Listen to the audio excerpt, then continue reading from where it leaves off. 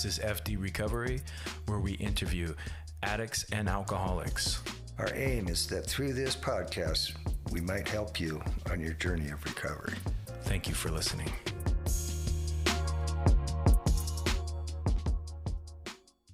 This is F.D. Recovery. My name is Frank, and I am your host. I have my co-host here. I'm Eric, and I'm an addict. Awesome. And then we have our guest, if you want to introduce yourself. Yeah, I'm Steve. I'm an addict. What up, Steve? How you been? I've been really good, actually. Yeah. Good. So we typically start off, obviously, your name, but can you give us your clean date? Clean date, June 22nd, 1983. Ooh. Yeah. Nice. That's the number we like hearing right there. Mm-hmm. So that's a lot of time, man. What is that? How many years? 41. Damn. Wait, Okay. it's not the 22nd yet, because usually I'm like an 8-year-old. I say 41 and a half. So tomorrow will be 41 and a half. Okay. Yeah. Okay. Yeah. So we like to start off. We said your clean date, and now tell us where you're from, man. Tell us a little bit about where you're from, your childhood. Okay.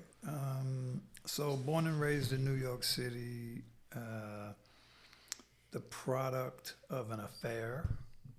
You know, my mom and my dad were married, both married to different people. And they were best friends, actually.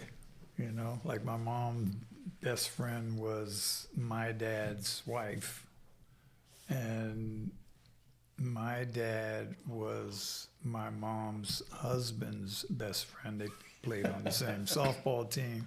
And, you know, sometimes that's what happens. You know, you just get close to somebody and hanging around. And, you know, my mom ended up, you know, she said, you know, falling in love with him. And, you know, they had an affair. And, and you know, that's where she was pregnant with me. And so this is, you know, 1950. They probably had sex in September because I was born in May of 51. That's some sound math. So, you know, so the story I heard, and no one was telling me anything. I mean, my hair was kind of like, you know, dirty blondish, straight. You know, my 3 older siblings' hair was darker. The boys had like curly, they had the Jufro, you know. And listen, sorry about any of this, but I'm not really that PC. Oh, you're you good. know, I just talk. We're good. You're Yeah, right here. yeah. And that's what he calls it. And so, you know, anyway, yeah, I am Jewish. My mom was Jewish. And so no one ever said anything, but I knew something was wrong. You know, I just knew like things were different, and so what I heard after I was really older was my sister said, "Well, I remember, you know, Mom told me that when she was in the hospital having you, and her best friend, you know, my dad's wife, naturally would visit her best friend in the hospital." And saw me and went, "Oh, looks like one of ours." Duh. It kind of was. So, yeah, I took some of that stuff on. You know, it's like there's a lot of like unconscious stuff that if you know, your mom is treating you weird, and you know. I will ask. That you said it was an affair, right? Who was she married with at the time? She was married to my 3 older siblings' dad. Oh, okay. And it's a guy named Seymour. Okay. And so he, you know, it's like I always say, I was, you know, born out of an affair, so you know that's terrible. I said, but it's great because I'm here, you know. So you know. So the cool thing is after everybody found out, it was kind of obvious, you know. You get all these black-haired kids, and you get this blonde kid. Yeah. Hello. Kind of sticks out. It Yeah. sticks out. It stuck out, and so what he did was, and I'll always appreciate that about him. I have some other stories where he, you know, took them places, and because I always thought he was my dad. You know, when you hear your brothers talking about daddy, I mean, those are your brothers. You know, I assumed that was my daddy too. But he's not sending me any birthday cards or Christmas cards, or, you know. And so I was like, this is kind of weird. Anyway, but I heard, so this is all information I found out like when I was really grown, like probably in my 60s. I started like really digging, like, look, I need to know what's happening. So I did Ancestry.com, and I went, you know, and I found, called up everybody on the East Coast with the last name. And I got one woman who happened to be my half sister. And she was like, asked me a couple of questions, and it was like, yeah, you know, raised here. That made sense. So the things aligned. And then she was like, yeah, well, welcome to the family. Yeah. You know, and I found out I had like, because I got, So this was when you were 60? this is when I was like 60 years old. Wow, that's a long time Yeah. not knowing. Yeah, yeah. Okay, so that Yeah. And I took on like a lot of shame too, like a lot of from like, a young age. Then. I messed something up, you know, I caused the divorce and all of that. Like I knew something was going on. And so the story I heard, one of the stories I heard is that my brother's dad, after he found out, okay, you had an affair with my best friend, and okay, let's deal with it. You know, I'll raise him as our own if you can promise me that this affair is over. And she couldn't. She was like, you know, like zip damn in love with my dad. Yeah. And you know, he was a pretty like kind of glamorous guy. He was actually like a World War II aerial photographer in the plane. He's like if ever you see a movie where it's not the door gunner, but he's taking the pictures for, you know, reconnaissance and stuff like that. And then when he was after the service, he was actually an FBI agent. Oh wow, that's kind of cool. This is like back in like the communism days. Oh, where, back when it was not. yeah, like, where they'd be, you know, kind of like in deep. Yeah. yeah, you know, like tailgating somebody and you know trying to, you know, Trying to stop catch communism, a yeah. spy. You know, The Cold War. it was yeah. So anyway, so the thing was like when I heard that, I was like, I can't hate that guy. Yeah. You know, like. The guy would have, you know, accepted me, so that felt good. So did you know from a young age that he was your dad, and No. Is that okay? So that was No. later on. No, I found all that out like I think after age 60. Okay. Oh, so you found it all out. All Oh, out. wow. I visited my Okay. sisters and my brothers. Okay, but you suspected something when you were young. I just, you know, you kind of have that feeling like Yeah. I'm being treated differently. You know, like I tell you, man, I never put together, you know, I got this straight hair and they all got this bushy hair, Yeah. you know. Just the basic characteristics of your Yeah. physicality kind of Yeah, but threw it off. Yeah. But I tell you, the mainstay in my childhood was how. So I have two younger brothers, who's you know they're half black and half white. Like my stepdad was Roy, and I knew him up to probably the age of, God, I want to say like 7 or something like that. My two brothers were born. And then Jimmy came in, and Jimmy was like, so Roy was like this really soft-spoken, quiet, you know, go to work every day, you know, kind of guy. Real quiet, hardly talked.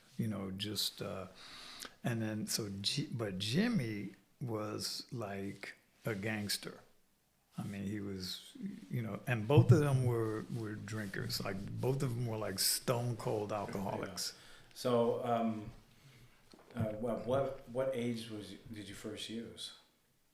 I first used any substance at probably 9 years old. Oh, that's young. Drinking, and I remember smoking cigarettes and going to camp, and but everybody did that. Like every, the group I hung out with, mostly black, the whole project. So that whole divorce thing. So she had to move from like the Upper West Side, which had a nice project, down to the Lower East Side, which had a projects. Like this was shit like the ghetto, Alphabet City and all that stuff. So, but the women who raised me really, see, my mom, I think because I reminded her of my dad, she was very aloof, and she was like that anyway, because I checked in with my other siblings. She just wasn't ooh, I love you. Never once said I love you, encouraging word, a hug, nothing like that, to no one. But I was always like, man, how come you treating me weird, Yeah, that kind of brings up a little bit of abuse in a sense. Well, it's total neglect. Yeah. So, but what I found out is that I reminded her of my dad. And she was still like all in love with him. And anyway, but Jimmy, when he came on the scene, man, he just, we took to each other, It's like, he knew I didn't have a dad, and my two younger brothers had their dad. He was still alive, and, buying them bikes and, toys and stuff. And then my older siblings' their dad was still alive, giving them things. And I'm like, hey, what about me? Yeah. So that was my whole trajectory of life was, what did I do? And I took that on, so I was like, all right. And so I acted out a lot. I mean, I used to steal, run away from home, but like I said, Jimmy was the one who, he put me on his shoulders, walked me around the neighborhood. It's my son, Stevie. It's my son, Stevie. I mean, like, he made a big deal of it, like we just took to each other, And so go to the bar, sit me on the bar, there's my son Stevie, da-da-da-da. If anybody ever like joke around too, don't joke too rough with me, or, he'd be like, he was like a 6'4", 240 black man. Mm-hmm. And very intimidating, gambler, guns, he was, walk down the block with him, folks would, whoop, they'd separate, and, So, one time I remember I asked him, I said, hey, you're always calling me your son, is it okay to call you daddy, I always get kind of like emotional about that, because when you're raised with that many years going, they got a dad and they got a dad, and what about me? Yeah. I'm part of this family, So yeah. And he was like, yeah, you're my son. And he would go to prison a lot, and I'd visit, I'd be the only one visiting him in prison. Mm-hmm. He'd be the only one writing, saying, tell Stevie, So it felt special, and all my friends, I got my love from the black moms.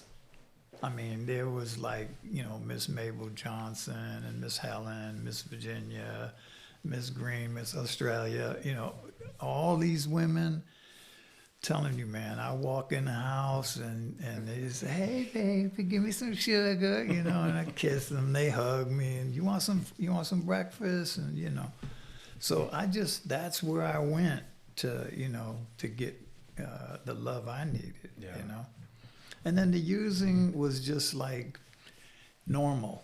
Yeah. It was you know, well, not really normal because my friends really didn't. But because of all of that turmoil in the house, you know, Jimmy would come home drunk sometimes, and you know, he just wanted to sleep it off. And my mom just like be in his ass, man. You know, like, yeah, what you? And he like, look, just let me go in the living room, sleep on the couch, you know. And let Sue, you know, da da da da da, you know, and Sue, da da da da, and then pow, and then he slap her or hit her or something like that. And I remember one time in particular, I think I might have been about 10 or 11. And I was already like drinking, not like every day, but just, you know, just finding that escape, smoking a little weed, smoking cigarettes, running away from home because of the turmoil. And I remember one time I got woke up and went into the hall of the apartment, and my 3 older siblings and my mom and Jimmy was there. And so I walked up, I'm like, what's going on? And ran, you know, back and forth. I'm like, you know, what's going on? And he just hauled off and slapped her, man, and knocked her into the wall. And it's kind of like, that's a memory of like a body hitting the wall when somebody hits them. And I just froze for a minute, and I was like, what? You know, like, oh, hell no. And I'm looking at my older siblings, and none of them did not doing anything. And so I ran into the kitchen. I got a big old knife. And, you know, Jimmy was a big dude, and I was like kind of small. And so I jumped, and I leaped on his back hip, and then I just went like that around his neck, and I took the knife, and I just like put it to his neck. And I was like, get the fuck out of here, you know? So he's like, Stevie, put down the knife. I'm like, you better get out of here. I'm going to stab you.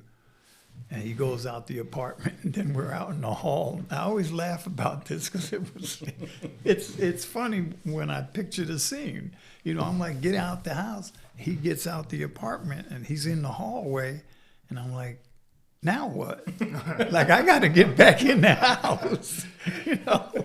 And I'm like, I got my feet on his hips, and I'm hanging on to his neck, and I'm going, oh shit. Yeah. So I just like jumped back and jumped off him, ran into the house, locked the door. So it's things like that. I remember one time he like punched my mom, and I was down the hall. I just turned around the hall, and I saw him. You know, he cold cocked her, man. She stiffened and fell, and I ran after him. Now I'm tiny, man. I'm like a little bony, you know, skinny kid. And he ran. Now this is so interesting. The door to the hall was here, but he ran into the living room.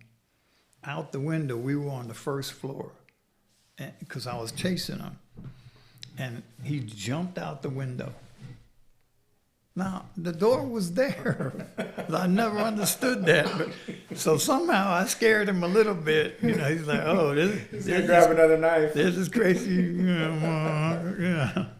So shit like that happened. You know, that was my childhood. Yeah. So from early on, you were witness to some of that abuse in the house. Huh? Totally. Yeah. That trauma piece it kind of perpetuates some of that that addiction. That's all I'm writing about now. Yeah. I've done the steps probably at least over 30, 35 times. At least. AA, NA, CODA, Sex and Love Addicts, and you know, all that. So I'm not affiliated. I just wanted to get better. Yeah.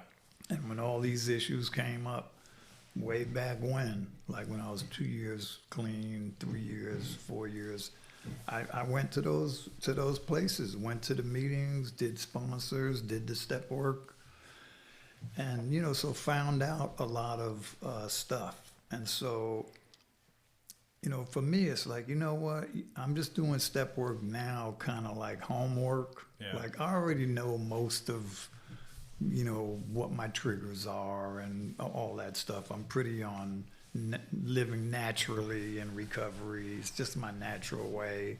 It's just the maintenance right now. It's just maintenance, and my heart is open. You know, it can't close anymore. You know, it's like once you go through that real true process, you know, it's like what I've seen and what I've felt is my heart is just open, man. You know, and so now it's just I just want to, you know, go through any trauma that happened in my life. And really what I'm doing with that, doing a lot of patting myself on the back. Yeah. Like not like, ooh, look at me, I'm proud, but like, good Lord, you went through some shit. Yeah, that's important. And you lived through it, you persevered, and you're here and you're not bitter. Like I know a lot of folks who went through a lot of like trauma and they are They're fucked up. angry, they're twisted, they're, you know, so I'm just really, really grateful, man, that somehow like God saw fit to just keep on going, my son. I got you. Keep going, keep going. Yeah, it hurts. I know it hurts, you know, So I want to, you said around 10, that's around when some of that stuff was happening. But venturing on from that point on in your teens, what did your drug use look like? I just went wild. Yeah. I mean, you know, when I hit like, I mean, I drank mostly. So I started drinking like it was just like drinking wine. You know, these little pints of wine. You know, you get 60 cents. That ain't much. You could raise that. You mug somebody and get that money. You know, and we used to do shit like that too. I got to talk about that because like. You know, we were like a pack of wild dogs. You know, like when I saw the History Channel, I used to think I was like the lion taking down the wildebeest. And then I saw like the pack dogs. I was like, that's more how I was. I was more like opportunistic, you know. And so we would just go out and, you know, I'd be like kind of like the leader of my little clique. And they'd say, hey, Stevie, what we doing today? We'd all meet, man. We'd all just get up early. You know, we'd say, yo, Curtis. You know, we yell out in the front. Curtis come down, Walter come down, Richard come around, Ronnie, Terry. And we just all hang around. They said, Stevie, what we doing? What we doing today? And I'd like, you know, let's go exploring. And we walk over the bridge, go to Brooklyn. Or yeah, let's go mugging, you know. I ain't got no money. You got any money? No. All right.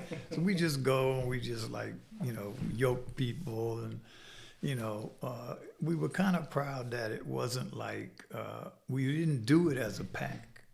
You know, it's like we kind of had to pick someone who we thought could kick our ass. You know, it couldn't be like a real weak, like when you saw a little kid our age, it had to be like our age or older. Yeah. And if they were walking all shy, that ain't the one. You got to get someone who, you know, you might have some pushback. Yeah. And you had to yoke them. I would pat down my friends, make sure they didn't bring any knives or weapons. You know, it was just like, you know, and it had to be one-on-one. And we'd all be like, all right, Richard, that guy. And sometimes, you know, and you could pass, you know, you could say, not that guy. He looked like he could whoop my ass. We're like, dude, that guy. And we kind of vote, no, you got to try. All right. And so, you know, with me, I go up and, you know, give me your money, you know. And you just had to yoke, you know, kind of yoke them like that, you know. We did a lot of running and stuff. And then, you know, robbing bikes, we do that too. You know, hey, what we doing today? You know, hey, let's go rob bikes. I have a quick story about the whole dad situation, you know. So like, I remember we had a really small apartment. I mean, like this room is practically the apartment. It probably went from that wall to this wall. The halls were really thin, and we had little tiny rooms. We had 3 bedrooms. So like my sister and my youngest sister was in one, mom was in another. And the 5 boys was in one. We had 2 bunk beds and another bed. So, like I said, the 2, they got a dad. The 3, they got a dad.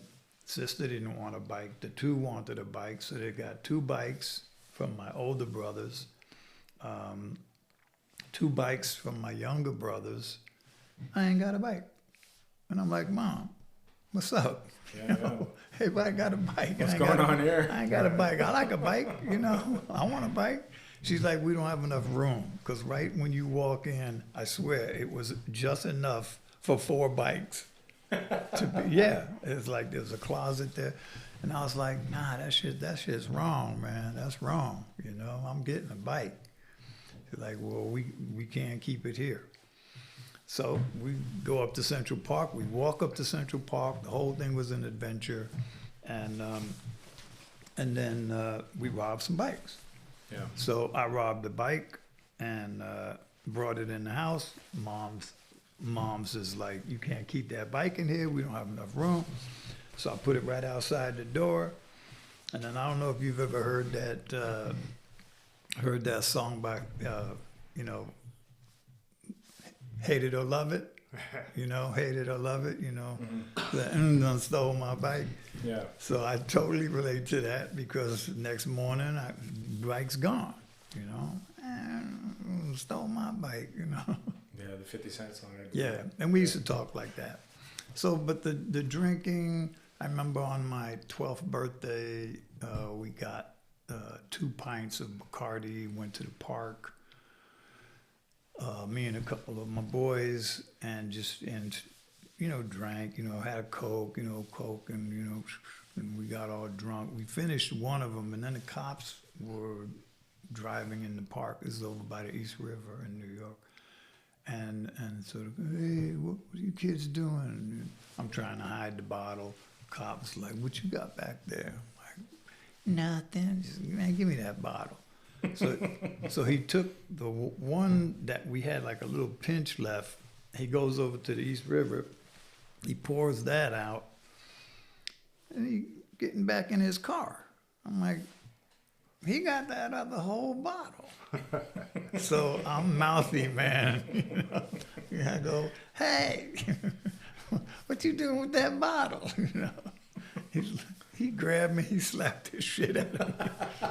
He said, shut the fuck up. He threw me in the car, Yeah. and I was like, man, y'all gonna be drinking on out, it's my birthday, Anyway, he ended up driving me home and got me home. I was out of control, man. Yeah. I was just sniffing glue at, I think I was about 14, 15. I remember I was like just sniffing glue, man.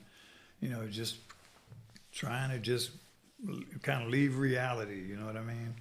So what I would do is I would drink and then drink and smoke weed and then drink, smoke weed, take pills. It just add on, because I just couldn't like get high enough to escape that project's reality and fighting and, also like I was a good fighter, I was good at basketball. I was like great at gambling. Like I just never lost. Like I'm telling you, I had an angel, man. I'm just, I'm not bragging. I'm just saying that's just the way it was. I never lost. I used to warn people. They come from another neighborhood. Hey, man, I heard you, for the game. I said, look, I don't want to take your money, man. Just go on about your business. I said, nah, man, come on, sit down.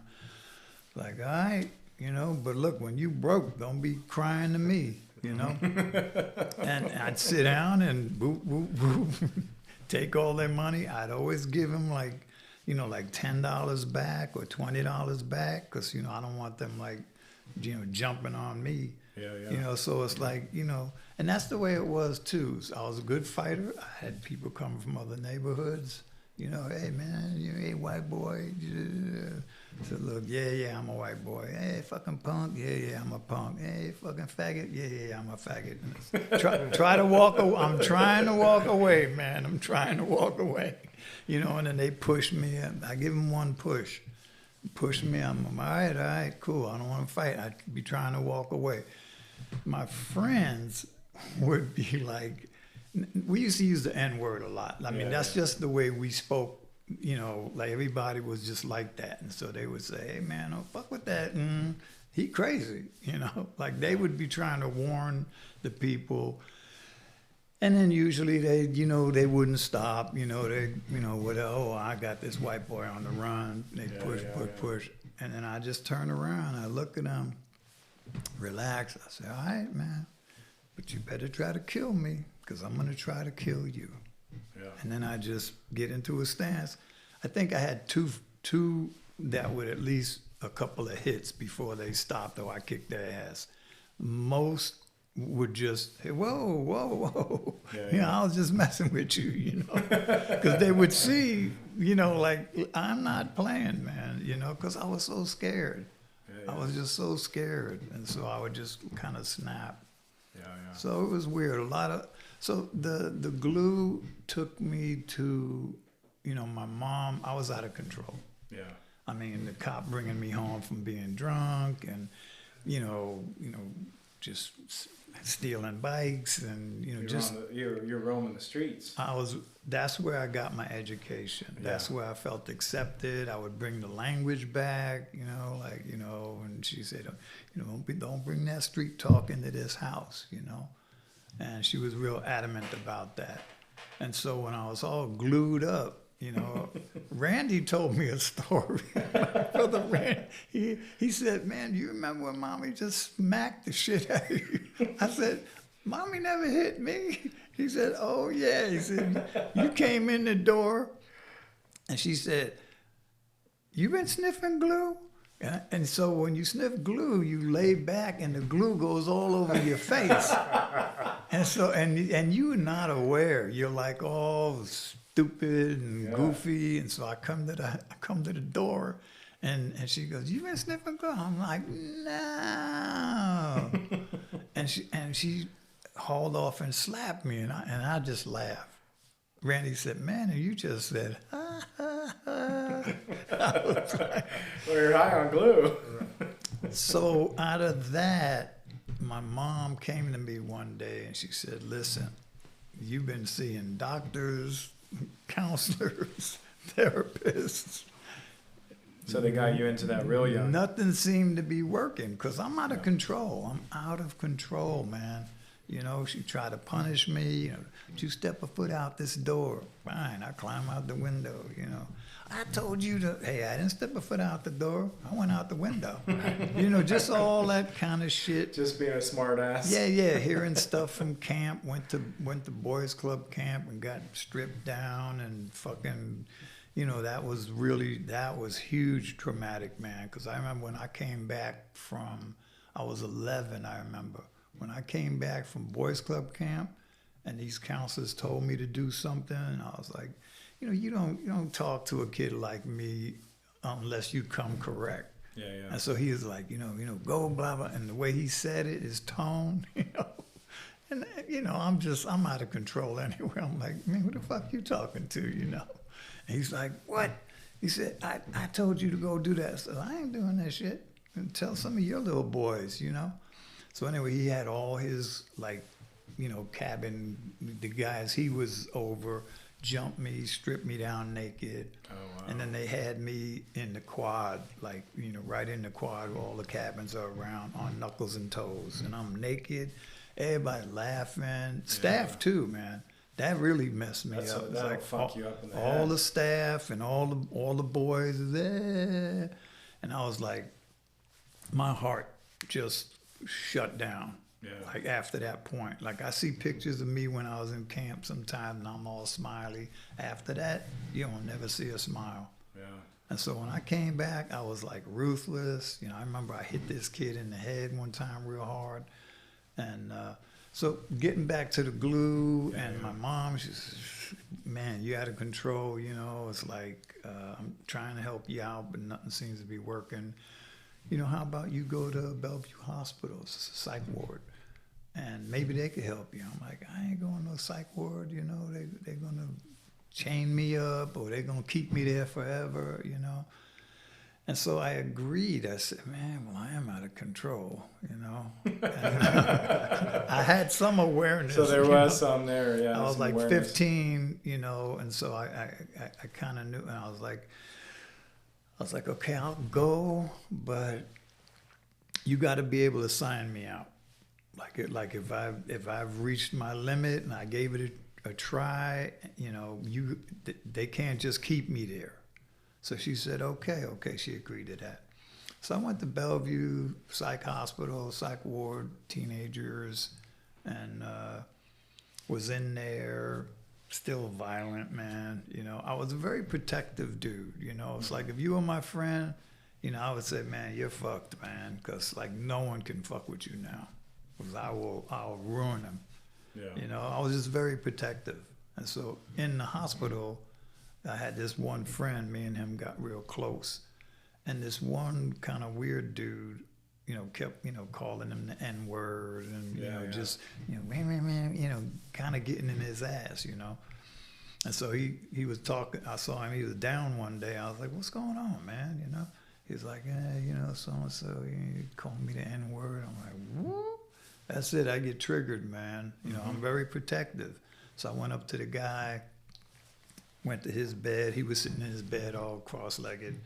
And I was like, hey, man, look, man, I'm just going to ask you like a favor, you know, because I learned the gangster way. You know, you don't go up and just start hitting on somebody. You know, you kind of, you give them an out, right? Yeah, you give them an out, you soft, friendly. Hey, man, we cool, but, you know, we can't be talking to each other. We all here together, you know. You can't be talking like that to my boy over here. Yeah. And he's like, oh, F you. And I was like, dude, look, you don't want to do that.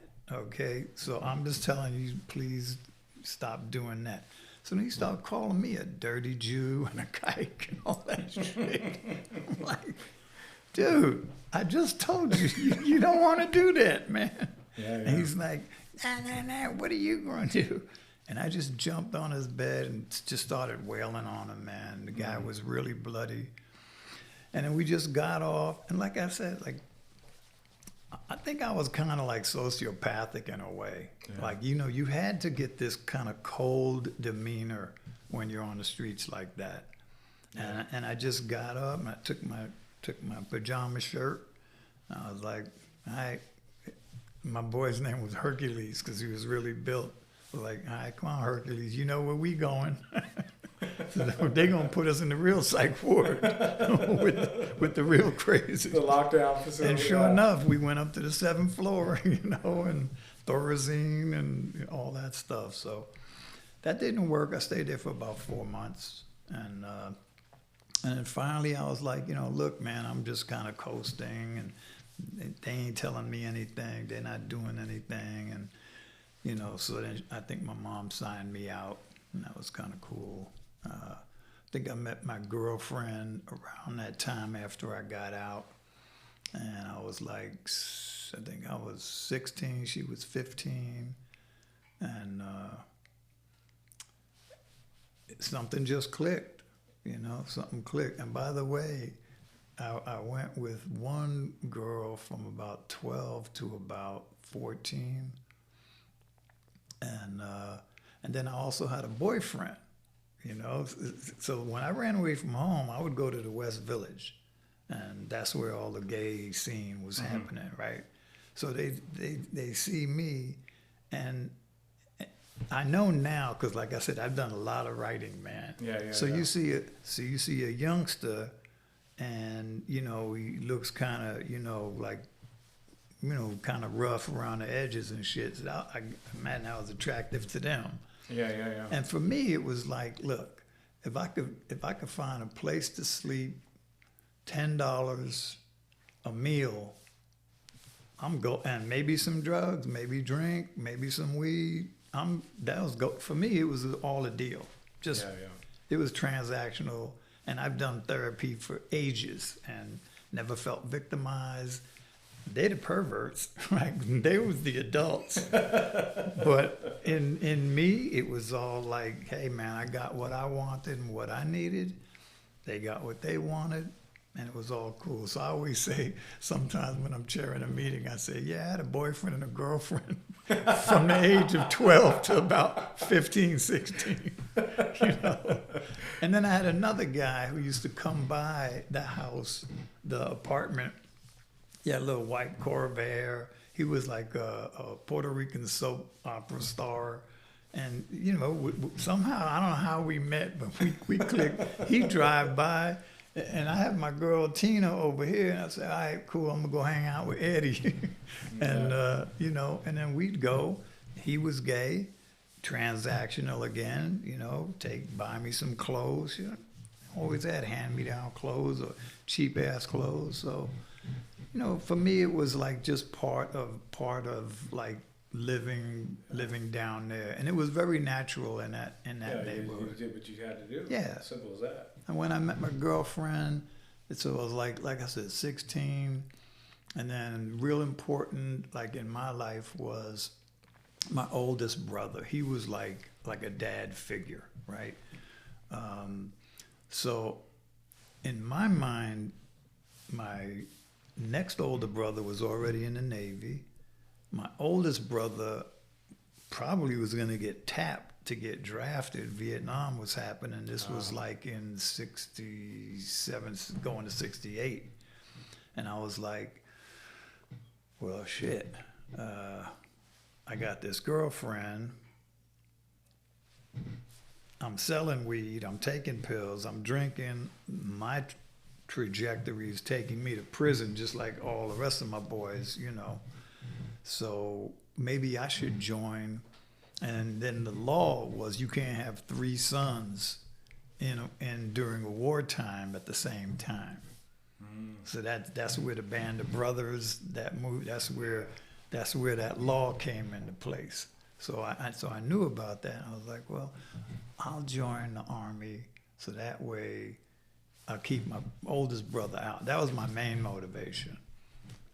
And so I joined when I was 17, went into the Army, and 2 weeks in the Army, I find out she's pregnant. So I tried to get a pass to, you know, go home. She's threatening to kill her. I'm going to jump off the roof, and da-da-da. My parents don't know. Oh, my God, what am I going to do? I'm like, hey, man, I'll come on home. So they didn't give me a pass, so I split. I went AWOL. And went up. I made it to one state, and then this one dude, he talked me into going back. He drove me back. And then when I got back, they were like, you don't leave the Army, you know. And so, yeah, you know, it's just, I changed my mind. Like, no, dude, we got you, you know. So the drill sergeant is like, you know, we're gonna make an example of you. Oh shit, yeah. And I'm in the front of the whole company, and so flashback to when in camp, it's like all this kind of humiliation stuff, and so he has me digging a hole and burying a can and doing all kind of football exercises and just KP. Peeling potatoes and shit like that. Just so I end up getting married. So I went in September '68. We got married in February at 17 still. Wow. And my mom was like, no, you know, you ain't getting married. I'm like, look, this was harsh. I was like, look, just because all your shit didn't work out, don't mean mine ain't gonna work out. You just sign them. It's like sign them papers, man. I love her. She's got my child. I'm doing the right thing. Just sign the papers, man. If it don't work out, that's on me. And so she signed the papers. We got married. In May, I went to Vietnam. In June, my son was born. And in August, Jimmy passed away. So all this was happening, like, you know, first day in country, we get a rocket attack. I mean, it was like, it like I said, good job. Thank you, God. You know, like all this stuff going on, and I'm using the whole time. Vietnam is no joke, man. Vietnam was no joke. That was yeah. The fact that you made it out of that alive. Hey, tell me about it. That's a lot of rocket attacks. Something was watching over you, though. Man. Totally, man. Totally. It was unbelievable. It was cool. But I ended up able to come home. The Red Cross gave me emergency leave because my mom was married to Jimmy, and they had a child, my sister Jamie. So it's like, so now I get to come home. Yay, my son is 3 months old, and I get to be with my wife, and my dad died, and I have to comfort my mom. So it's like, There's a lot going on. yeah, I really didn't have time to process all that. Plus, it's a 30-day leave, and then I ended up, man, do I go to Canada? Seriously, I don't know if I wanted to go back. Well, yeah, who would want to go back to a war? That's especially when you're in it. You know, you're kind of stuck. You're there, but then you come back. Yeah. Oh man, that'd be very hard. I don't know. care how tough you and are. New I York guess, City yeah. and Toronto was right up, right. it was, and Calling your name. and that was happening at the time. A lot of people were, dodging the draft. They would go to Canada. And then I was talking to a couple of people, and they were like, man, you're going to be looking over your shoulder the rest of your life, which is what that guy told me when I went AWOL. He said, dude, he said, you got to go back, face the music, man. You made a mistake. They're not going to throw you in jail, probably because you're in training. Yeah, they fucking need you. Right. There's a war. Right. So, I ended up going back, and then eventually, I was doing a lot of shit over there, dealing drugs and just those. What kind of drugs? What kind of drugs were you guys doing over there? There was no heroin that I knew of or that I would mess with on Camp Eagle. Camp Eagle was it was the largest base for the 101st Airborne. So we were attached to the 101st Airborne Division. Mm-hmm. We were the supporting service. And so anytime there was like a water run, you had to go get potable water so you could drink and, anyway. So I would volunteer to be shotgun. It's like no one's volunteering to be shotgun. They don't want to go outside the base. Yeah. But that was right en route to my connection. Yeah. And we would get like mostly opium J's, like ounces cured in opium. Yeah. You get downers, we get speed, like they would have it right there, like amphetamine, methamphetamine. They'd have that right on the ingredients, And then the FDA approved. Yeah, this is over there. Like you could in Vietnam, the people could actually go into the pharmacy and buy that stuff. Oh wow. Yeah. Holy shit. So this guy was kind of like had his own, connect. Wow. And they would have like secobarbital, which they used to call Benoctol, and then these little bottles of speed. So you take that when you're on guard duty. So you're a kid in a candy shop. Oh, I was just having fun. So I'd go around the whole camp, get a list, get the money. If like 10 joints, opium joints cost $1, I charge $1.50. And it's because I'm getting it. I'm taking the all risk. The risk. Yeah. So I'm not killing you. I could do $5 and they would have bought it anyway. Yeah. So I'm like, yeah, $1.50. Anyway, so I'd go up and I'd have the stacks of money because it was what's called military payment certificates. So it was a denomination. It was like bills. Yeah. And then I'd go in there. Guy would drop me off. I walk, have my rifle and everything. Go into the village, go to the guy's house. He had 2 daughters. I remember Sue and Tu, but I don't remember his name. Because he didn't talk English. He just, show up. And I'd have 2 empty water cans. Give him all the money, give him the list, and then he'd fill the water cans up with the list, give me back the list. Feed me, give me a little, meat and orange and a Coke, which is to them is very, very valuable, like a fresh orange and a Coca-Cola. The meat I didn't touch because, they said they ate different things. So you weren't risking it. I was like, yeah, no offense. I don't want to eat poor little Sparky. Right. I was just petting him last week. Hey, where's Spot? Yeah, exactly. But that's true. I mean, it's a normal thing. So, and then I go back and give all of I got one quick story. We were going back, and it looked like there was like a sniper round right across the hood of the truck. And the guy like swerved and shit and almost like ran into the ditch and, and just got off the road. And he fucking opened up the door. He's screaming and losing his fucking mind, man. I'm telling you. He's like, we got shot. I'm like, dude, we didn't get shot. We got shot at. There's a difference, Get your ass back in the You're truck. about to. You fucking jump out of the car. Yeah, it's like we're losing time because you got to get back to the base by 6 or they close the gates. And then once they close them gates, they don't open them back up. So we're going, and he's like, I can't drive. I'm like, I don't know how to drive. I'm born and raised in New York City. We ain't driving. We're taking buses and hitching and subway and walking.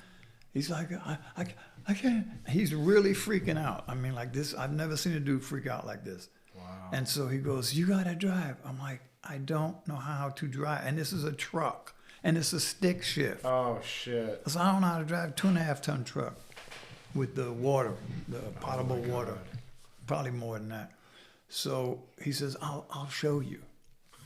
Okay. That's fucked up. Because it's time. Ain't got time to think, man. We got to get back.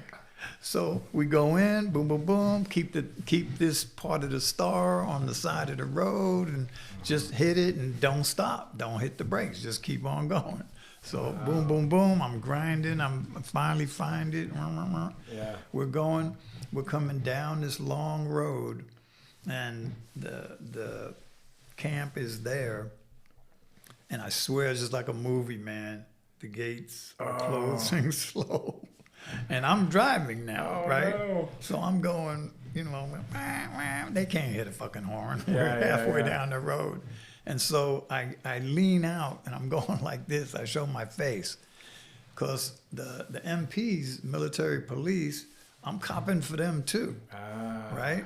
So they had incentive to be looking out. So they see it's me, and all of a sudden they're like, oh, come on, Yeah. right there. They needed their dough. Yeah, You kidding me? they're waving me in and directing me where to go.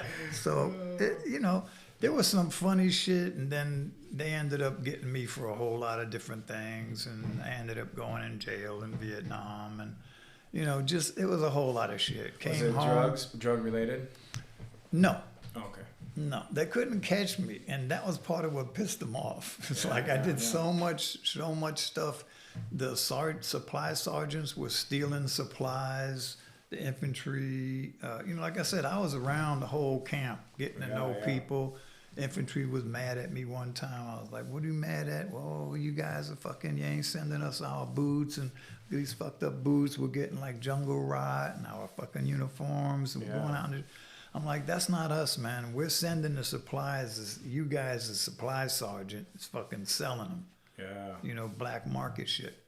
So what I did is I found the rules that every time a shipment is shipped from one spot to the next, when you receive it, you could mark off 10% damaged en route.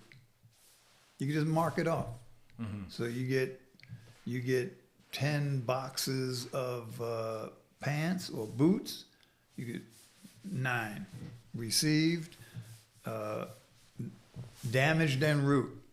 And so I had all of my guys in the yard do that with every shipment. Holy shit. And then they'd bring it over to my yard, which was the lumber yard, and we would have a little boxes and we'd have a little hollow space. And I was driving the forklift, so I just go in there, and then they come in, Get fill your it up, hustle on, and then like kind of once every 2 weeks, we'd invite everybody over for a party, which was normal, and then they'd grab their supplies. Yeah. So they knew how they getting this when we were selling everything, So they knew something was going on, but they just couldn't catch me. Eventually they came up with some charges, and I ended up going to jail. Yeah. How long did you have to do that? Probably about 4 or 5 months. Okay. Yeah. So how does that even work on the base? Is just like No, you don't go to the base. They sent me from the base. Oh, they were so happy. They were so fucking happy. They were like, we got him. we got 2 guys like with fucking pistols. We're gonna take you here, and they're gonna fly you down to jail, and you know. And so did they bring you back to the States? Or how did no, that work? in Just jail in Vietnam. Oh, There was a prison in jail. a Vietnam prison? Yeah. Holy. No, it was the United States Army. Okay, I get what you're saying. The Army Right, called okay. Long Binh Jail. Oh my So gosh. I went So it's in- like their own little ecosystem in there, yeah. Went in there, did that whole thing, and that was a whole nother, you know, kind of put you in different cages, and first year in the dorm, and so we went out. I finally made trustee, but I met a dude. I'm a dope fiend, man. You know, I'm gonna meet somebody, you know. And so he was a medic, and he said, when you get out, come on down the road, and I'll hook you up. So I was like, all right, cool. So we got out, we stayed awake, did the head count. It's like, oh, okay. So they stop head count after like 11. No, I'm good. Well, that wasn't true, but we thought it was. So after 11, we split and went down the road. We're in jail, but we're a trustee. Okay, We're so outside changes, of we're outside of the actual You got a prison. little bit more action. Little more Okay. action and freedom. So we go down the road. Dude hooks us up, gives me my first shot of heroin ever, Oh, and I am fucked up. wow. And all my pockets are stacked with drugs. 'Cause I'm bringing them back. It wasn't for sale. I was just gonna like, here, this is Christmas time. You know? Yeah. And so we come back and stumbling. Oh. And so we we come in the barracks, and the guys are like, oh, you guys are fucked, man. We're like, what? He's like, man, they did like 3 head counts, man. Where the hell were you? It's like, oh shit. So they call us in. The CO of, the commanding officer is, I'm standing in front. I'm fucking on and on. Oh no. I have to laugh because again, I'm seeing what it looks like. Yeah. And the guy is looking at me. He's going, "Hey man, are you high?" And I'm like, "Nah, man, I'm not." And I can't help it. I'm nodding out. He goes, "Okay." So go back in. Now we're in solitary confinement. Uh-huh. Now we're getting like bread, water, and potatoes 3 times a day. And it was just fucked up, man. The whole system. Finally, I get orders to go back home, and again, they're like, I'm in a Jeep, 2 dudes with pistols going to the airport, and they're escorting me. I went in no stripes. I'm coming out no stripes. And they're walking me down. I'm telling you, I'm going to make a movie this year one day. They're walking me down, and these 2 guys, and they got their pistols out. Oh wow. It's like, dude, look at me, man. Do I look like I could, fight or, do anything? Yeah. They got the pistols out, and they're doing their serious, like, we're escorting this dangerous prisoner. And I'm looking at everybody. I'm going, yeah. And the whole, listen, everybody who's waiting to go home, they're fucking clapping. Yeah. Listen, they take me all the way to the plane. Wow. And watch me go into the plane up the little whatever the stairs, and I'm looking back and I'm going, all right guys, you gotta stay. I get to go. Yeah. So, and coming home, heroin. That was, the whole neighborhood had flipped, Yeah. and I was like into heroin hard. And how long from beginning to end were you in Vietnam dealing with all that? So that was May of '69 to May of '70. Okay. Because back then you had like, it was 1 year tour. Okay. And they literally had to get you out by the day. Like if I went there, I think May 25th, '69, I had to be out of Vietnam by May 25th, '70. And so I think it was almost to the day, because I think they busted me. I want to say I went to jail in either January or February. So it was like either January, February, March, April, May. I think it might have been January. Okay. And so I was in jail for about 4 months or so. Wow. Yeah, so, when I came home, it was like on and cracking, man. wow. Yeah. So you just immediately went back to the needle and never stopped on that?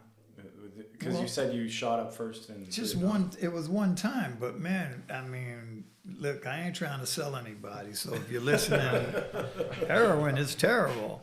But for me, Yeah. it was like, I was like, this is beautiful. I found my love. Yeah. And I'm going to tell you reason why. And like I said, I've done a lot of writing, man, in recovery, man. You know, I've done a lot of writing. And I found out heroin made me not give a shit. And like I said, I'm very protective of my friends. I'm very protective of my family. And so that kind of stuff has gotten me in trouble a lot. You know, I've gotten into a lot of fights because of that. You know, like I said, in the psych ward, you know, I'm going up to the 7th floor because I'm defending my friend. Yeah. Dude wasn't saying nothing to me, but then he did. Yeah, yeah. So, yeah, just like it was on, man, and it just, yeah, I didn't give a shit, you know. But I was married, I had a son, so I'm trying to, you know, well, I can't work because I'm all just back from Vietnam. I mean, man, that was a transition and a half. Yeah, I You can know? imagine. I mean, some of the stuff that was going on there. Yeah. You know, and then on top of it, I mean, you're just a true addict. Yeah. That sounds like complete. I mean, I think you fit the bill when you go over there in a scenario like that, and you only find yourself locked up because of your behavior and Yeah. drugs. That's Yeah. No, it was, yeah. So I ended up dealing, because dealing I could make a little money. yeah. And I knew the guy because he was like the 4th floor neighbor in my apartment in the projects. And he was like the biggest dealer on the block. So, and another friend who was across the way is like different building, same building, but different, anyway. So Joey and me were like close, like we were brothers, and every single day we hung out. So when I came home and I noticed he was shooting dope, you know, I'm like, dude, what are you doing? You know, like, so then I start hanging with him. He's dealing, and then I'm helping him deal. I'm going, well, give me half. I'll sell him quick. And I ended up selling quicker than him. Like, so this guy, Willie, ended up giving me my own pack, and I would sell like, you know, like 40 bags in a morning, you know, and these are like $3 bags weight. This is 1970. So this is like, you know, like the pure heroin. You see American Gangster and all that shit. That was that kind of heroin. Oh, yeah. So, and I'd be selling out, and then I go back and get another 40, you know, bags, and, you know, sell that shit out before the evening. And, you know, Joey got like 40 bags. It'd take him 3 days, you know. And so the guy offered me a job as like a courier. Like, and it was so weird because you just had to go from 9th Street to 3rd Street. It was 6 blocks. But those 6 blocks for a white boy, that's like running the gauntlet. Yeah. You know, but everybody knew me. You know, it was like I had a reputation there. Like they knew, yeah, don't fuck with that white boy. You know, he crazy. You know. Yeah. You have And to- you and I have to had a do lot that, of yeah. friends too. I knew how to, you know, like I said, this is like you get raised in like the gangster mentality. You know how to, you know, make like coalitions and friends and allies. It's natural. It's a natural thing. Yeah, it becomes its own. It becomes its own little game in its own way. Like Right. It's like you go to like whether it's politics, whether it's Exactly. a certain, you know, even the gym, it has its own little ecosystem, right? In Yeah. that right there, it has its own little Yeah. down to the underground markets, down to anything. But down in the street is a lot of intuition. There's a lot of like energetic feeling. Like you know, sometimes you know you just walk and you just kind of look at someone. You go, some shit's about to go down. Like you know it instinctually. And so they offered me like, I mean, it was like crazy money back in '70s. Like I'll give you $25,000. You know, you take all the money, you go down there, you get the big package, you come back, and then we'll cut it, and you're done. That's all you got to do. That's it. That's it. But the reason is 'cause he trusted me. Yeah. You know, like I never cut the bags. They always got the full bag. Like everybody else will get 40. They go through every single bag, taking some out, you know. Yeah. So he knew he could trust me. The money was always right. The dope was always right. Reputation on the street, because he knew. He knew. You know, oh, Stevie's cool. So he's like, he offered me that job. And I'm like, I think I'm getting a little hot. You know, I think like, I'm the only white boy on the block. Yeah, you're very noticeable, man. yeah. Hey, there he is. You know, you Black and Puerto Rican, man. That's it. So I was like, you know what? His name was Hollywood, but I wouldn't call him Hollywood. I just, hey, Willie, listen, man. Yeah, I really appreciate that, but not only am I not going to do that, but I'm going to stop dealing for you also. And he was like, oh, man, you know, like, and now if any of y'all know anything about that world, you can't just walk out. Yeah, it's not. You know, like if you saw the whole operation and everybody in it, and you could name names, and you could say that They spot. get real suspicious. So what I had going for me is I had my reputation, and I knew him, and he knew me. Like you know, we've gotten into situations where, you know, cops would be going around asking, you never get shit out of me, man. So that code, I knew how to hold my mud. I no.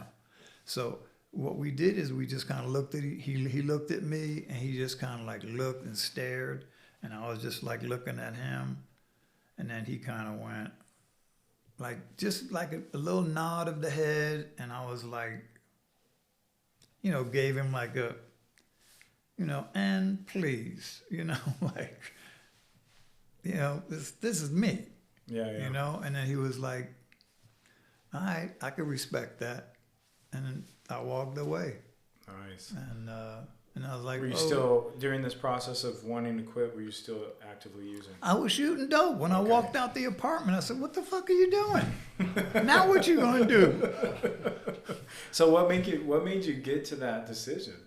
Because that's kind of, I know that he asked you, I'm telling you, man. I felt it's like almost like you could do like a fortune teller. Like I saw on one of those trips, either going with the money or coming back with the dope, I was gonna get jumped and shot. Yeah. I felt it, and then dealing, I knew I was hot. I knew I was hot, man. I knew the cops. You know, I just knew either someone was gonna snitch or, you know, like, you know, hey, let me go and I'll tell you that's the guy. Yeah. You know, because a lot of that shit went down, you know, or people would get shot and robbed. And so I just kind of felt like, man, shit is getting hot. Yeah. So I ended up, you know. But that's a lot of money too. That's a lot of money, man. Especially, you know, back then in the drug world. Oh, that's a lot no matter what in the drug world. But you start getting that unwanted attention, and motherfuckers will kill you. Listen, they'll kill you for less. Right. Now, one of the things that had me at least thinking about it is because Willie had a reputation too. Very ruthless. Like, you know, you cross him. If he even thinks you crossed him, then you disappear. Yeah. So I had that going for me. Well, I'm carrying for Hollywood. Yeah. You know. So there was a sense of protection. There was a sense of protection, but I just felt like one of these guys ain't gonna know Hollywood, ain't gonna give a shit, and I'm just a white boy with a lot of money. So, you know, so I ended up, for some reason, I hooked up with this dude. We ended up breaking into apartments, you know, and just doing dumb shit like that. And I ended up selling bunk dope with one of my friends, and that's when the cops came in and they bought like $100 worth of this bunk dope.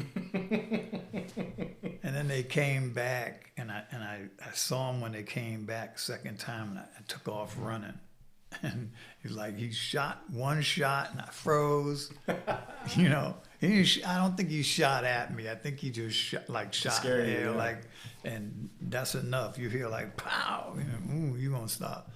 And then both of them just got out of it. They had an unmarked cab, and they just kicked the living shit out of me, stomped me, punched me. The guy broke my jaw, put me in the cab, just hit me in the jaw a couple of times, broke my jaw. Yeah. Took me to a park, kicked the shit out of me some more. And then it was like, okay, where you live? And those are cops? Those were undercover cops. Oh man. Yeah. And why did they get mad? They were pissed that they got bad dope, or? Dude, listen, again, I've done the writing on it. Yeah. And I was like, you know, those motherfuckers, and it's like, no, you sold them bunk dope. Yeah. You never would have got your ass whooped if you wouldn't have sold them bunk dope. So if you would have sold them good dope, what would that I mean? would have been in prison. Oh, okay. They would have had a case. Okay, so you're So- wasting their time in a whole different Listen, way. man, I started imagining them going into the thing. We got this big bus. We found it out, and then they tested this bunk. All their boys is laughing at them and shit. I so had they- that ass whooping coming, man. Oh yeah. So it's like, was it wrong? Yes. Was it illegal? Yes. Did I? What was my part? I sold them bunk dope. Yeah. So it's like, That's this the is what point. recovery's given me. It's Yeah. given me like the ability to see my part, you know, kind of laugh at some of the dumb shit. Like, you know, like even being put in prison in Vietnam, I should have been put away for way more. Yeah. For way more. Yep. You know, trafficking and fucking stealing U.S. property. Yeah. And, you know, divert, you know, whatever they call that. It's stealing, man. Yeah. You know, you you do that in manipulate. any regular company. You know, Oh, man. that's a lot of that's some serious charges. Yeah. Let alone the government itself. Yeah, That's yeah. Some serious charges. Yeah. So my wife ended up leaving me after about 2 years. No Actually. shit. And, you know, took my son, and I was really devastated. I was going through PTSD, didn't even know it. You know, I didn't know what was going on. You know, I just, you know, look, man, I served my country. You know, I was innocent but not innocent. I knew it was like a bullshit war. Mm-hmm. You know, like when I came back, you know, I heard all kind of news about, oh, they're at JFK and they're protesting Vietnam veterans returning and calling us baby killers and spitting in the face. And so when I landed in Oakland, and what I did was I had my little uniform, and then I went to the PX, you know, and the post exchange, and I bought some pants, and I bought a shirt, and I bought a jacket, and it was like May, so it wasn't, you know, just put it in a little bag, and I had my duffel bag, and went to the airport, went to the ticket agent, said military standby, because you get a real cheap price. Got my ticket, went into the bathroom, took off my uniform, threw it in the garbage, put on civilian clothes, because I didn't want that kind of bullshit. Yeah. And it was terrible, man, because it's like, look, I served my country, man, you know, and I did it proudly. And yeah, you know, whatever politics folks have, yeah, I knew it was a bullshit war. I knew we shouldn't have been there. I knew all that shit. But hey, man, I kept my brother out, and I'm back with, you know, with my wife and kid. I did my part. Yeah. You know, I didn't kill any babies. You know, like I didn't do any of that. And so, anyway, so sometimes like when we got still wars going on and folks coming back and they're like hero, I'm like, man, again, it's like the daddy thing. Hey, where's ours? Yeah, you know what I yeah. mean? It's like all these. So that's why in recovery now I'm just writing about trauma because I don't want that So stuff. that did kind of show up for you again in that scenario. Oh, totally. Yeah, because that's not nowadays, and also in the recent past, you know, they're celebrated, not back then. I do know reading history and watching some of the documentaries, that was a real thing. Yeah. They received a lot of hate when they came back. Yeah, and also like about the benefits. Yeah. Like, you know, I went for some benefits because I was like lost my mind in 2001 and, you know, towers went down and a light switch went off in my head. And I started having, you know, nightmares every day, doing all that stuff.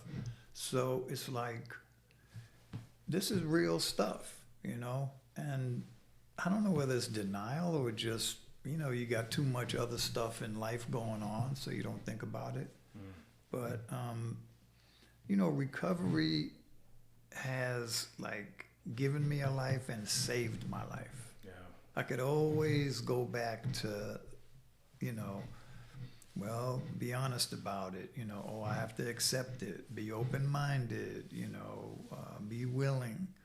And so it's that perseverance. I'm doing all about the trauma because I don't want anything from my past to influence what I'm doing today. Unknown. That's what I have right here as one of the topics is trauma. Yeah. So I'm glad you're bringing that up because that's mostly what keeps us out there. That's what I figured out on my recovery journey is that trauma that we go unresolved, and that's why the steps, it works so well. We're working with my sponsor and also working with some of these guys in the rehab. It's all about cleaning house. Yep. You know, and if you can get therapists on board and you know, more tools in your tool bag, that's an important factor, right? Yeah. I want to kind of jump back a little bit, kind of when your recovery, when did you decide that you wanted to even seek out recovery? In 1970. That's a long time ago. So this is after Vietnam. As soon as I got back, and so first I was snorting, and then I'm noticing I'm cleaning my nose out, and damn, there's a lot of heroin up there. I'm wasting that shit.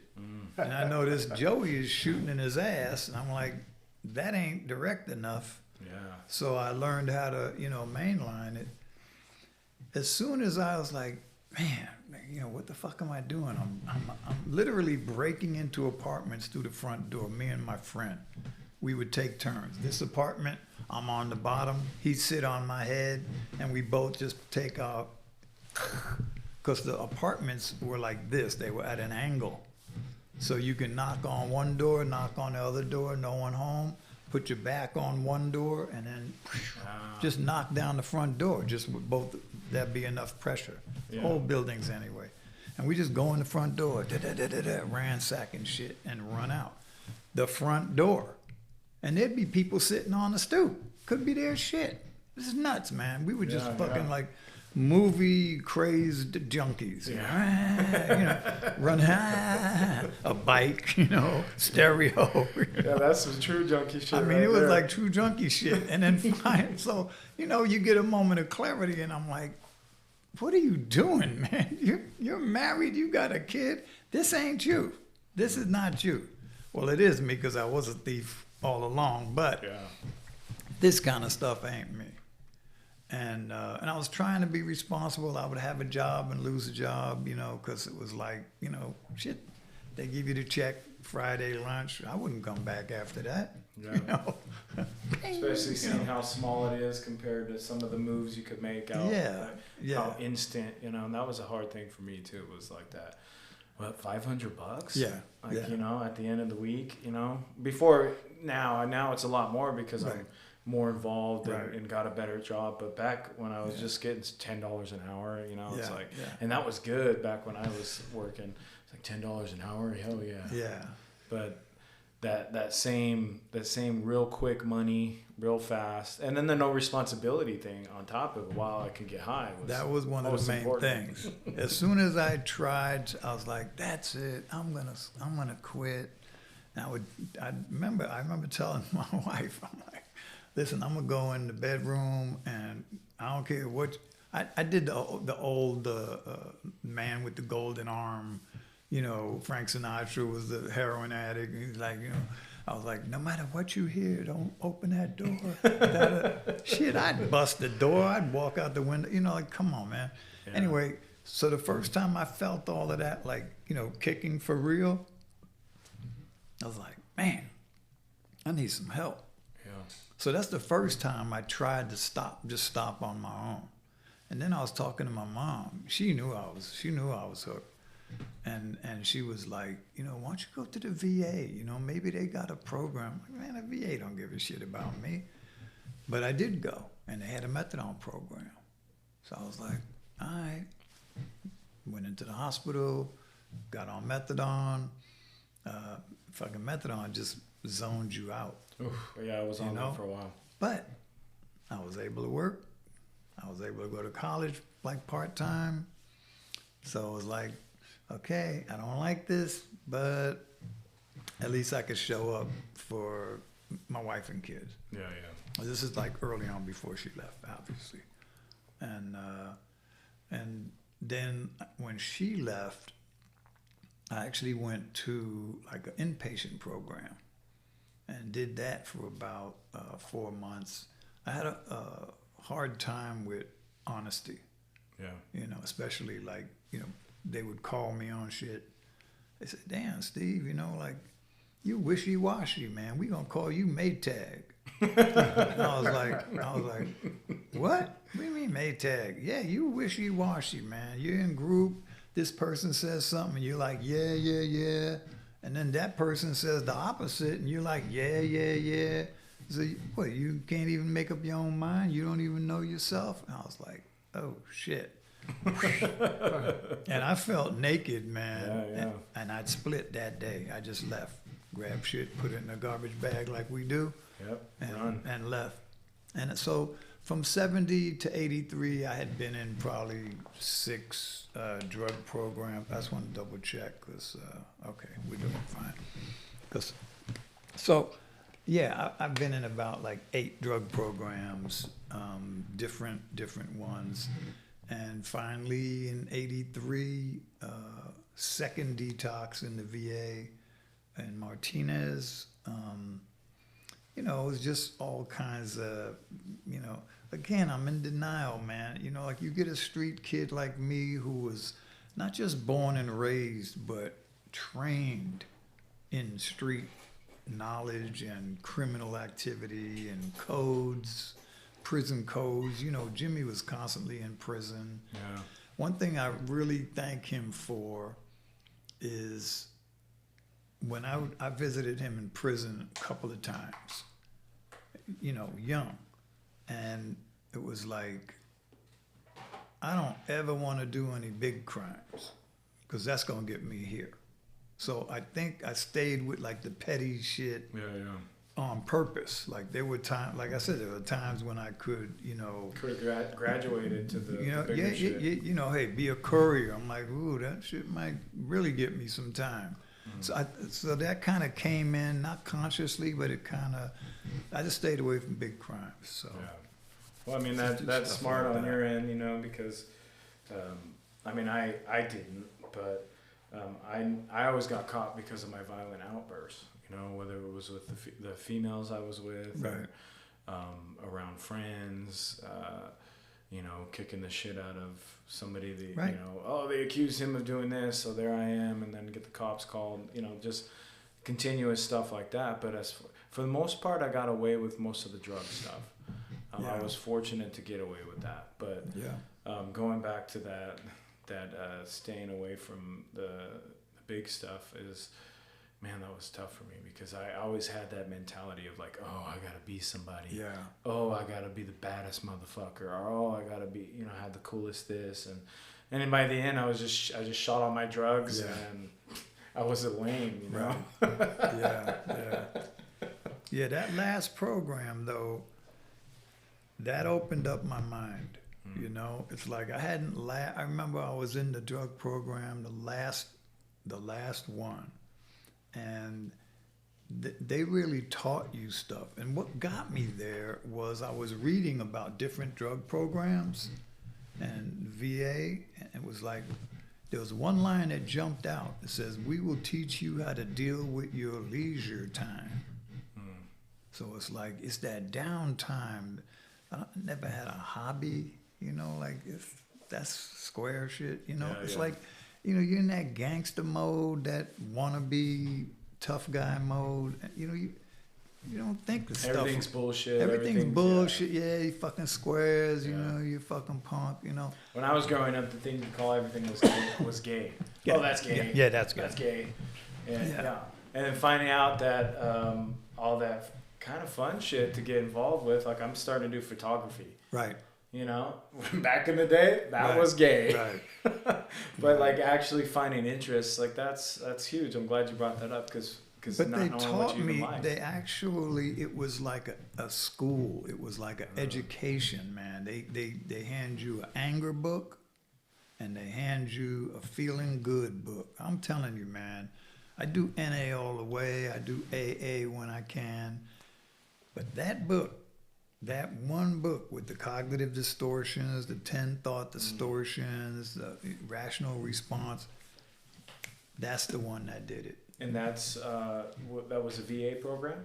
The VA program. Oh, wow. Yeah, it was, oh my God, man. When I looked at it and we had like, you know, kind of classes, you know, like the counselors would be teaching us communication skills, like, you know, how to active listening, and we'd have to practice it in group, you know. So I want to ask, so kind of adding on what you're already saying, so going back when you came back, so did they not, was there any like, well, this guy's fucked, because obviously they knew you were fucked up, did they try to give you any help? No. Oh, wow. So they had all this available, but didn't care to give that you blew help. my mind. No. Remember, this is 83. This is the last program. Okay. So when I finally went for my benefits, the very last time, I remember the doctor, she was a woman, and I was like, look, you know, you're saying I got to prove this. Yeah, it's like, that makes sense. I'm telling you, when the guy came to me in the methadone program and said, hey, I noticed you were in Vietnam, you know, do you want to file a claim? He came to me. I didn't know nothing. They never told us anything about filing a claim or disability or, hey, you're fucked up because of Vietnam. In the methadone program, it was about drugs. They never mentioned Vietnam once. Not once. Like, hey, well, how was it over there? We had groups. So anyway, so he came to me. He said, so, you know, so you want to file a claim? I was like, yeah, sure. You know. He says, all right, well, what do you want to say? What is it about? I go, shit, I don't know. I said, I get headaches every day and my nerves are shot. He's like, all right. He walked away. So when I was telling this the last time that I went for an evaluation, she's like, oh yeah, we didn't even have a term for it back then. And I'm like, so my point is I should get it from back then. Yeah. You know, why are you asking me to show proof when y'all didn't even have... Anyway, it was Jack. Yeah, that was kind of a backward little that's scenario. the whole catch-22. But getting back to the whole cognitive distortions and stuff, I credit my clean time, staying clean, with that Feeling Good book. So that was kind of like because the cognitive distortions, it tells you like there's 10 of them. So one of them is jumping to conclusions. One of them is should statements. Oh, I should be doing this. One of them is all or nothing thinking. Oh man, I'm here. Nobody likes me. You know. And so then you say, that's all or nothing thinking. That's jumping to conclusion. That's that second column. Third column is rational response. What's the truth? All you're doing It's not Pollyanna like, oh, I'm wonderful. It's just sorting out the lie. What's the lie? No one likes me. Well, that's not true. My family loves me. I got friends, that guy and that guy like me. So it's just the truth. Yeah. So being in the rooms, and I automatic response, man, you know, if I got nobody likes me, then I was like, well, that's not true. That guy said hello, you know, kept me in the room because I know I would have talked myself out. I know it, man. That's what I always did. All those. Why did it take me from 70 to 83? Because I'd always talk myself out, you know. So that really helped. So there was about 13 years that you continued to just be. But that's what you know, right? So I always say now, you don't know what you don't know. So I didn't know. My first sponsor, man, we used to sit down and he used to like, you know, he would do what normal people do, right? You ask me a question and I say, well, you know, I don't know. Or I'd ask you a question. Like, so let's say you're my sponsor, right? So Frank, you're my sponsor. Hey, Frank, you know, like, you know, what does, you know, powerlessness mean to you? And then you go, well, you know, what does it mean to you, right? You'd ask me the question because you want me to come up with the answer so I get the credit. But then I would say, you got to tell me. Because in my mind, street level, powerless means you're a punk and somebody's fucking you up. Yeah. So my whole definition of everything is talk about skewed. It's wrong. It's not just skewed, it's wrong. It's not even in reality. Yeah. And so finally I told him, I said, look, where I came from and how I was raised and how I was trained and what I learned, I got no point of reference in there. So you have to tell me, give me one example that makes sense to me. And then the next time you can ask me the question, now I got a point of reference. Ah, that makes sense. Yeah. So you know, I had to like tell him how to teach So me. you were completely just. I was void gone. of that. Yeah. I was a fucking street urchin, man. That's a good way to put it. Yeah, it's like wannabe The gangster. creature of the night. And was a gangster and was a thug. You know, I mean, that was my life. That's, you know, I was proud of that, man, that I had a reputation. I walk around and folks, you know, kind of like, don't mess with that dude, you know. Yeah, that's all I knew. So I didn't know what I didn't know. And so recovery was 100% brand new. Yeah. And I started, let me tell you my faith. My faith came when I saw, and y'all heard this story 1,000 times. I come in the room, I see this guy, he can't even talk. I swear, he used to like, and then, and time go by, man, for the next word. And I go, motherfucker, talk, you know, like no patience. And then a couple of weeks go by and I notice his words are coming closer together. I was like, all of a sudden I'm like tipping my head like a dog, going, huh? Is that this dude, you know? And I know his name, and you know, he's still alive. You know, it's David P. I can't say his last name because he's still alive. But I remember seeing him. And then all of a sudden, another week, 2 go by, he's talking like this, like a regular guy. And then my mom, blah, blah, blah. And I went here and I'm like, wow, something's here. So that's all I knew. I didn't know. I was still kind of like, I don't know about you guys. I don't know about 12 steps. Sound like you're going to turn me into a robot. You know, give me the like trigger word and then I'm going to be out selling roses and shit for $5 and eating brown rice. I was like, no, you ain't getting me. You know, because you're a gangster, you know. Yeah. You know. But I saw him change. And I was like, I don't know what he's doing. I don't know what's here, but something is here. All right. All my chips went in. I said, all right, what do I got to do? Get a sponsor. I got a sponsor. Do step work. I did step work. Be of service. I was of service. I did everything my sponsor said. He said, you show up to the meeting early. You walk up to the secretary. You say, how can I be of assistance? even that word, assistant, that's a punk word, man. Say, yo, man, what you need? You know, that's how I would have said it, you know. Yeah. But I knew I had to listen. You know, I had to listen and do exactly what he said, because if I did it my way always got me loaded. So I didn't want to turn anything different. So I'd show up early, walk up to the secretary. Hey, man, how can I be of assistance? Felt like a punk saying it, but I said it anyway. And then he'd say, like, well, you straighten out the chairs, or you could, you know, do. You know, one time the guy said, you can make a pot of coffee. He walked away. Never made a pot of coffee in my life.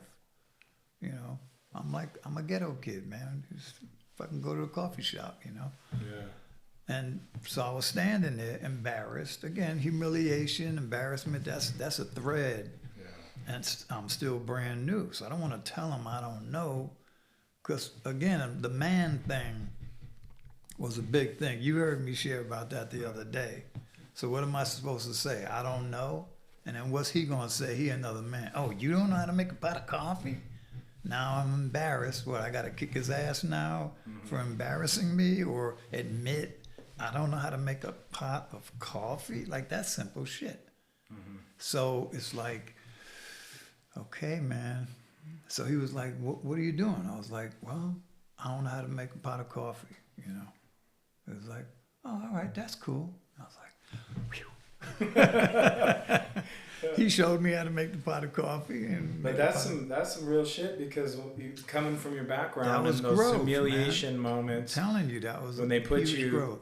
I mean, that's like worst case scenario back when you're young, naked and just being humiliated. Oh, Like that's pretty much up there with like if you have a bad nightmare, that's it. Yeah. You know, like in front of everybody, but you know, that's kind of like one of those things. You're like, My oh, heart. shit. I remember blowing on knuckles and toes. I wasn't crying, but I was like, I'm gonna kill this motherfucker, man. And I'm just coming up with scenarios, man. Shit, he'll be down by the lake, and I'll fucking knock him in the head and hold his ass down, and nah, fuck it, I'm gonna stab this bitch, you know, like, cause I like to get close, you know, and hit and do that kind of shit. Yeah, when you're dealing with that breaks a person's spirit. Yeah. Breaks their heart. Yeah. You know, and Yeah. when you're walking around with a broken heart like that, and that's why we go back to that trauma, it's like, that's some serious shit. I went to violence. When I came home, I'm 11 years old, but I'm telling you, I was a fucking tornado, man. I was like, you know, hitting, I'm just, I was fucking wild. Like this one kid said something, we were in a little group, and he said something, and it embarrassed me. He said something, and sometimes I would hear shit wrong. Like I remember I was walking with my best friend Curtis, man. Like, you know, he was black.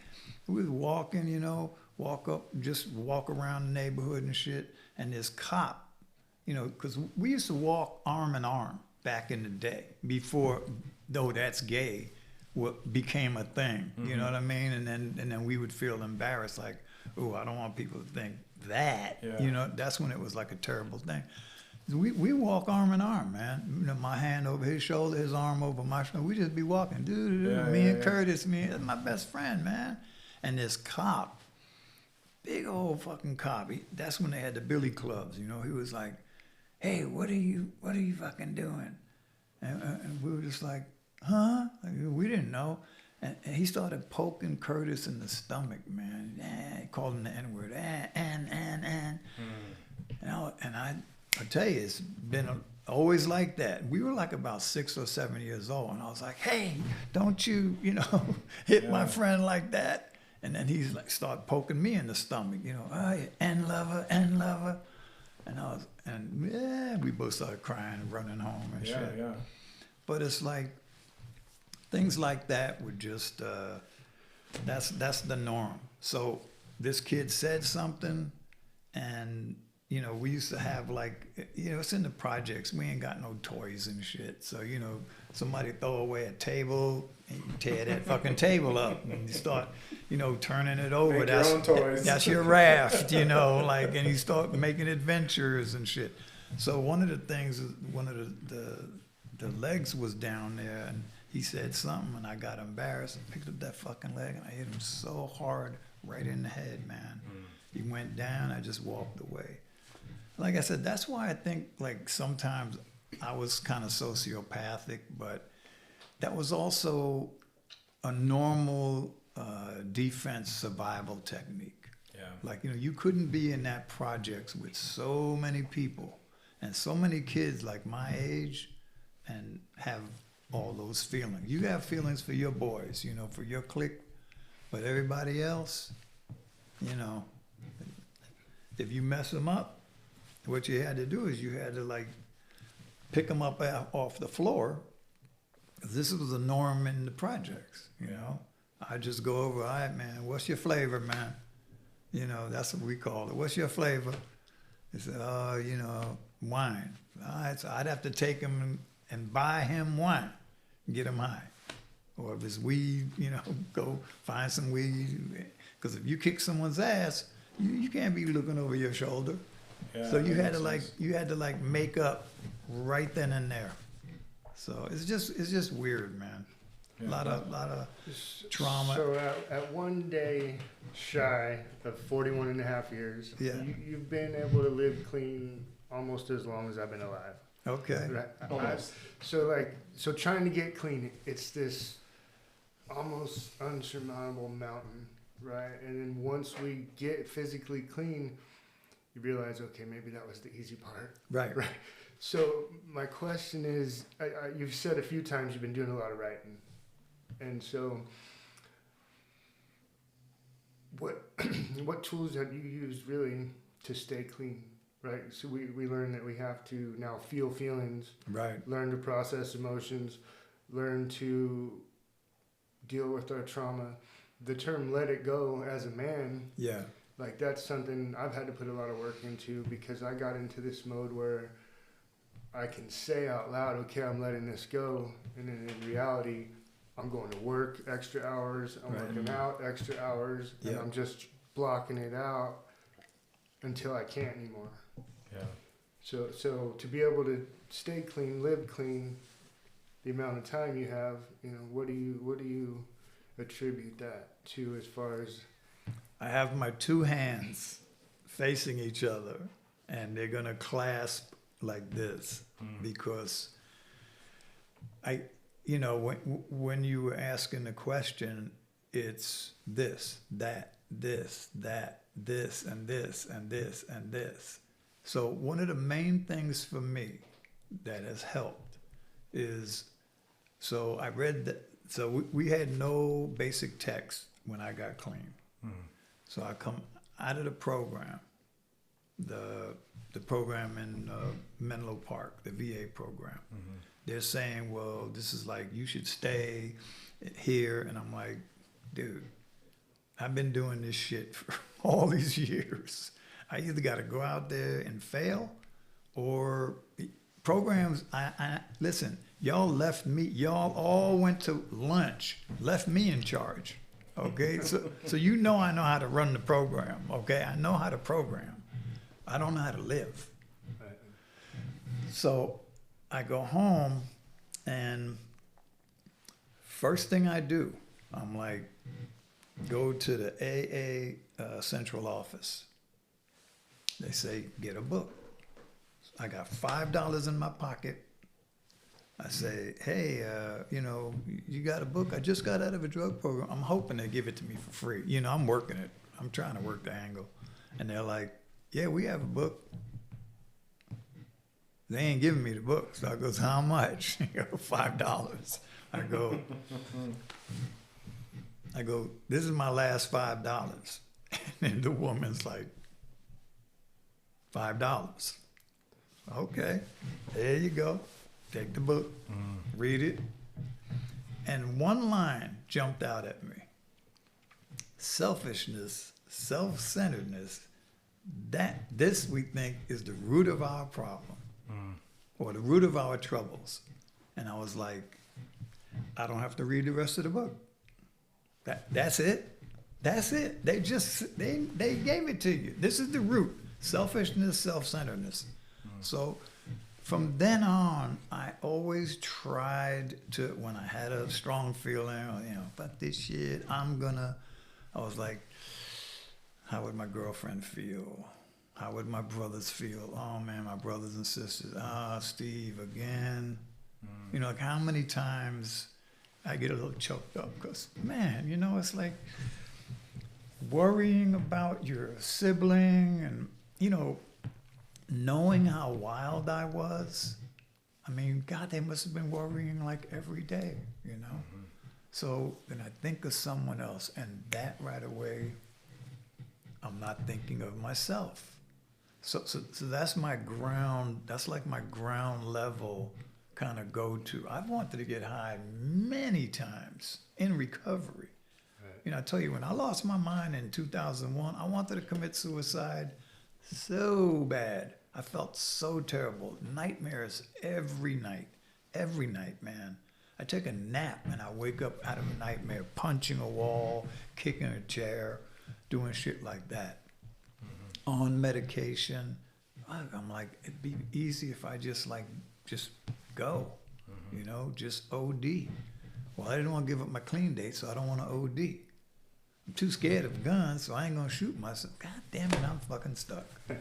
And then I would think, my daughters, they'd be sad. My family would be sad. People I sponsor. So again, that's one of the go-tos. And then, of course, all the writing, all of the stay clean just for today, that was too much. When you're detoxing and you're kicking, well, just for today, that's too long. That's too long. I'm hurting right now, this second. Well, just, an hour at a time, too long. So I just created in my mind, moment to moment, like, God, don't let me run. God, don't let me run. God, don't let me run. So it's the basic, man. Like, don't pick up no matter what. And I don't have to use, even if I want to. I heard that from a speaker. He was like preaching, man. He was like, just for today, for the rest of your life, you don't ever have to use again, even if you want to. And I was like, oh shit. I never thought about that. Like, even if I want to, I don't have to. Like, no one ever forced me to use. I always used because I wanted to get high or because I was sick or whatever. But I don't have to if I don't want to. So to me, those are some of the basics. And then, I want to add on the triggers. Can I add something to that real quick? It's so simple too. It's so simple. Yeah. But we overcome. Like that sounds like it shouldn't even hit that hard. Right. I don't have to if I don't want to. Even if I want to. Yeah. And then some people add, even if I don't want to, I don't have. I'm like, I don't know about that. I go for the way he said it, because, and then all these scenarios would come up. I remember being sick as a dog, man. Well, we call it sick. I learned to say that's my body trying to get well, trying to get better, trying to like detox the going through the detox.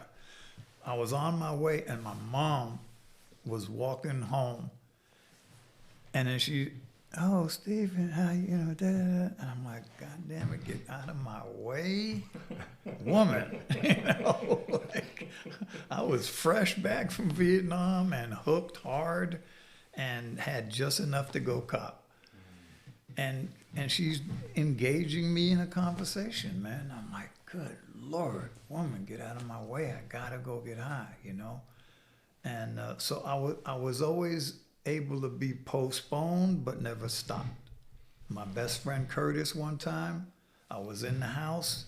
I had it on the kitchen table, cooked up. Knock on the door. Because back then, your best friend, you could just come stop over. Nowadays, you better give me a text before you come home. You know what I mean? Right. Back then, you just stop by. Yo, Curtis. Yo, Stevie. Knock, knock, knock. I'm like, oh, shit. I could just ignore him. Nah, he knows I'm here. Damn. And I'm sick, and I'm about to shoot up. So I hide it, open up the door, and like you see in sitcoms, they open the door and they stand by the door, Right. And he's like, hey, he kind of walking toward to come in. I'm like, dude, I really just rather be alone. He pushed the door open. He knew what was happening. He's like, yeah, that's okay. You can be alone.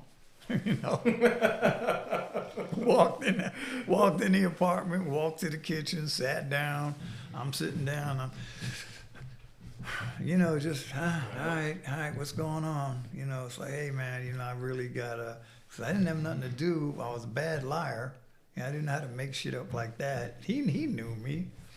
And then finally I was like, Curtis, listen, I was just about to get high. You gotta go, man. He's like, I ain't going. Man, I never got higher right in front of Curtis. So I was like, you gotta go, man, because I'm sick and, I gotta do my thing. He's like, I ain't going. Go ahead and do your thing. So I got it. I start, woo, woo, woo. And kind of shakes his head, puts his head down and gets up and walks out. And I was like, I could be postponed, but I can never be stopped. Yeah. So hearing that you don't ever have to use, even if you want to, was that was big. And then thinking about other people. I have my original clean date. And it was also the cognitive distortions, knowing when my mind was, like we called the shitty committee and stuff like that. Also step work. So when I got to my third step, I was like, how do I turn stuff over? I remember telling my sponsor, he was so good. I'd be telling him I was a whiner, a complainer. I was angry. I was whining. Nothing ever went right. I didn't like anything. That fucking speaker. Did you hear that guy? I go up to every time. I just be complaining, man, right? And so I was like, kind of talking shit about something. Steve, you need to let that go. Hey, man, I'm turning it over. He says, yeah, but then you got to let it go or else it's just upside down. It was like, boom, brain exploded. I'm turning it over. I always try to use the word. I knew how to, you live in the street, you learn how to pick shit up and then learn how to incorporate that into. So I knew all the words. I knew what to say. I remember sponsoring people. This is after my first sponsor passed away. Then I had Ray as a sponsor. And he was like, how many people you sponsor? I must have had maybe not more than 2 years. Probably less than that. 1.5 years, 2 years. He goes, how many people you sponsor? Because I was like, I was like, you mean by name or how many people have asked me? He said, how many people do you sponsor? I was like, I don't know, a lot. He's like, what are you doing? Well, we can only keep what we have by giving it away. Boop, boop, boop. I'm a good little sponsor. I'm learning all the words. He said, yeah, but Steve, first you got to have something to give, or else you're just giving away your disease. And again, at least I had the sense to, when I heard something, to turn on a dime. And so I called everybody and I was like, hey, I can't sponsor you. I haven't even done the steps. I didn't know. Like, they hear me talk. I talk the good sharing motherfucker, Oh, you be my sponsor? Yeah, sure. I didn't know. So I would just say yes. So those are some of the things, let it go. I'll give you one real important thing. So for me, I visualize things, right? So we admitted we were powerless. I remember arguing with my first sponsor at a coffee shop. He said, we were doing step one. AA way, because we didn't have a basic text, we didn't have step working guide, nothing like that. He said, so, can you admit step one, powerless over your addiction, life become unmanageable. That was no life unmanageable. I just had to look back and go, oh yeah, that was total unmanageability for all that time. Never had it together. Powerless, again, street, powerless. I'm not powerless. He's like, Steve, it doesn't say you're powerless. It says we admitted we were powerless over our addiction. Can you admit that? I'm not powerless. I was pounding on the table, folks looking at us. Because it brought up a lot of like, dude, I'm not powerless, man. Don't be, it's like he was accusing me of being weak. Right. Not powerless. He said, Steve, did you ever win with your addiction? Did you ever win? Did you ever? Well, there was time, year and a half. I started giving him all of my good rounds of the fight. Like he said, but did you ever win? And then the scenario of my addiction, I'm kicking in my addiction's ass. I'm doing well. I got money. I got the bag. I'm buying clothes and shit, selling out. They're offering me the big job. Yeah, but then you got your ass kicked for selling bunk dope. So I'm doing good up to the 12th round, and then the addiction just goes, and I'm gone. So I go, no, I never won with my addiction. So I was like, can you admit you're powerless over your addiction? And I was like, no, man. So then finally I said, well, fuck it, I don't know. Because he kept coming at me, man. He wouldn't give up. And I said, fuck, I don't know. He said, good. He said, now you're teachable. As soon as I said, I don't know. And so that hit me again. And then when I got to step 2, it was like, well, I can't, he can, so I think I'll let him. So, okay, I saw David P. He changed, so that was, okay, I got faith that there is a higher power. I don't know what it is, but I know there's something in the room. Later on, I learned about the second tradition, God expressing Himself. Then the third step, how do I do that? How do I turn over my thoughts and stuff like that, and actions, and so it was like a table like this in my visualization, chairs all around it, me right there, because I'm the boss of me, right? And my committee's coming at me, piece of shit, you fucked that up, you didn't do that right, look, you ain't even doing, they trying to sponsor people, you can't sponsor nobody, And then what I did, because these got little wheels on them, I wheeled over to the side, to here, and then higher power was there. And then my committee like jumped on me, hey, what are you doing? I was like, whoa, talk to the boss. And I remember saying, and I'm pointing at higher power, talking to God, talk to the boss. And all of a sudden, committee got quiet because I'm not the boss anymore. I was like, that worked for me. So those are, to answer your question, these are a couple of things that have kept me clean, have kept me from not killing myself when I really wanted to. All this loss. Angel passed away 3 years ago, December 4th. This is a hard month for me. Yeah. Glenn, y'all remember Glenn the plumber? We were tight. He passed away December 23rd. My sponsor, Ray. Angel and Ray knew me when I first walked in. 38 years they knew me. Wow. I'm talking Glenn, Angel, and Ray were the closest people. They knew more about me than anyone in the world, ever, for life. And so Ray passed away January 29th, 22. So, I remember going through that grief, and it probably took about 2 years. But again, being honest, you talked about feelings. You know, I couldn't go to Kung Fu. You know, I'm a teacher at the school.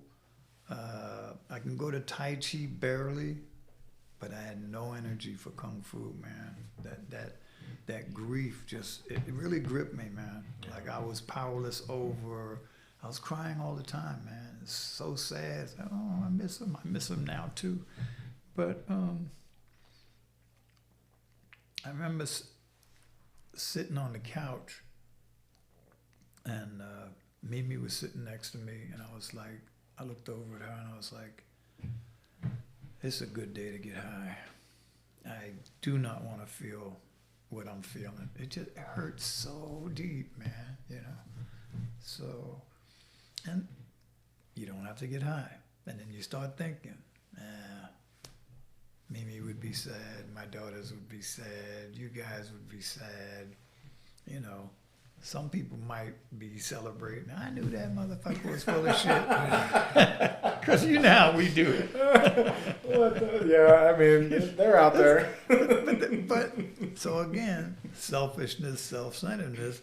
The basic text says self-obsession is the core of our disease. So again, here's the two programs basically saying the same thing.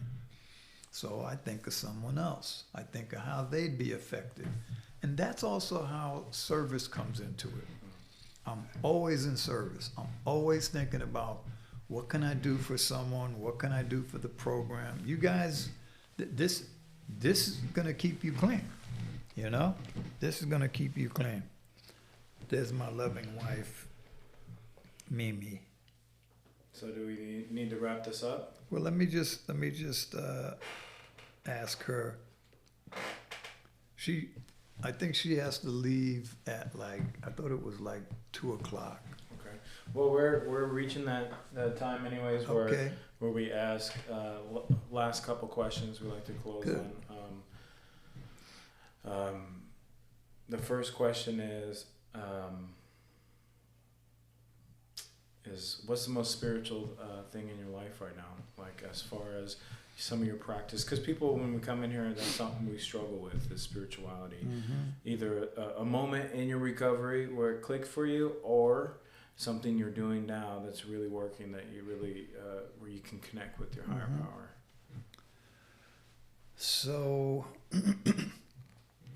when I do step work, I notice, especially when I get to that 6 and 7, which is the character defects, and then humbly asking God to remove my shortcomings.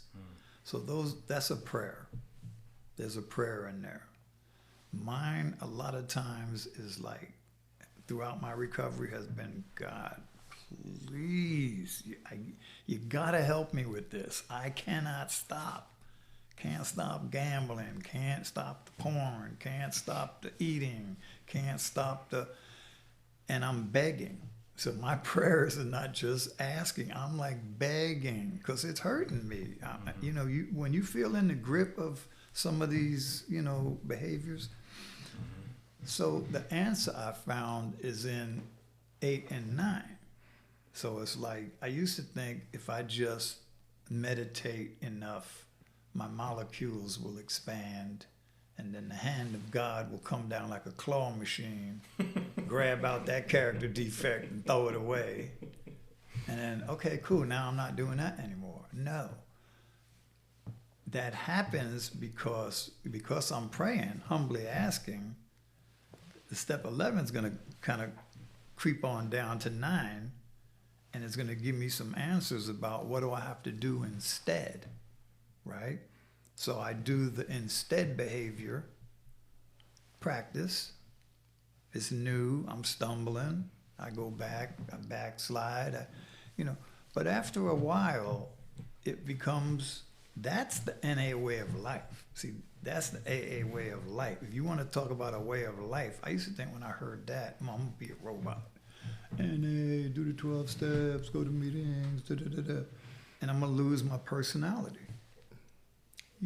All of us have our personality, but it says principles before personalities. So if I just practice these principles, these behaviors, these, oh wow, money, ain't nobody around. What do I do? I already know from experience, because I've done it, it's going to rent space in my head, and I'm not going to be able to live that way of life without it bothering me. So it becomes natural, is what I'm trying to say. The kind of spiritual life becomes easy. And that's why I'm always smiling too. Like, even though I'm talking about some hard shit, I'm smiling and laughing because I'm free. Yeah. So, the one promise in NA, freedom from active addiction, I always tell people, that's the ticket, that's the admission ticket. That's just to get in. Trust me, man. You got so much more freedom that you enjoy if you just, I was just at an AA meeting, trudging the road to happy destiny. Trudging. It says laborious steps, so it's not going to say that, I'm just going to float around. I got to do some work.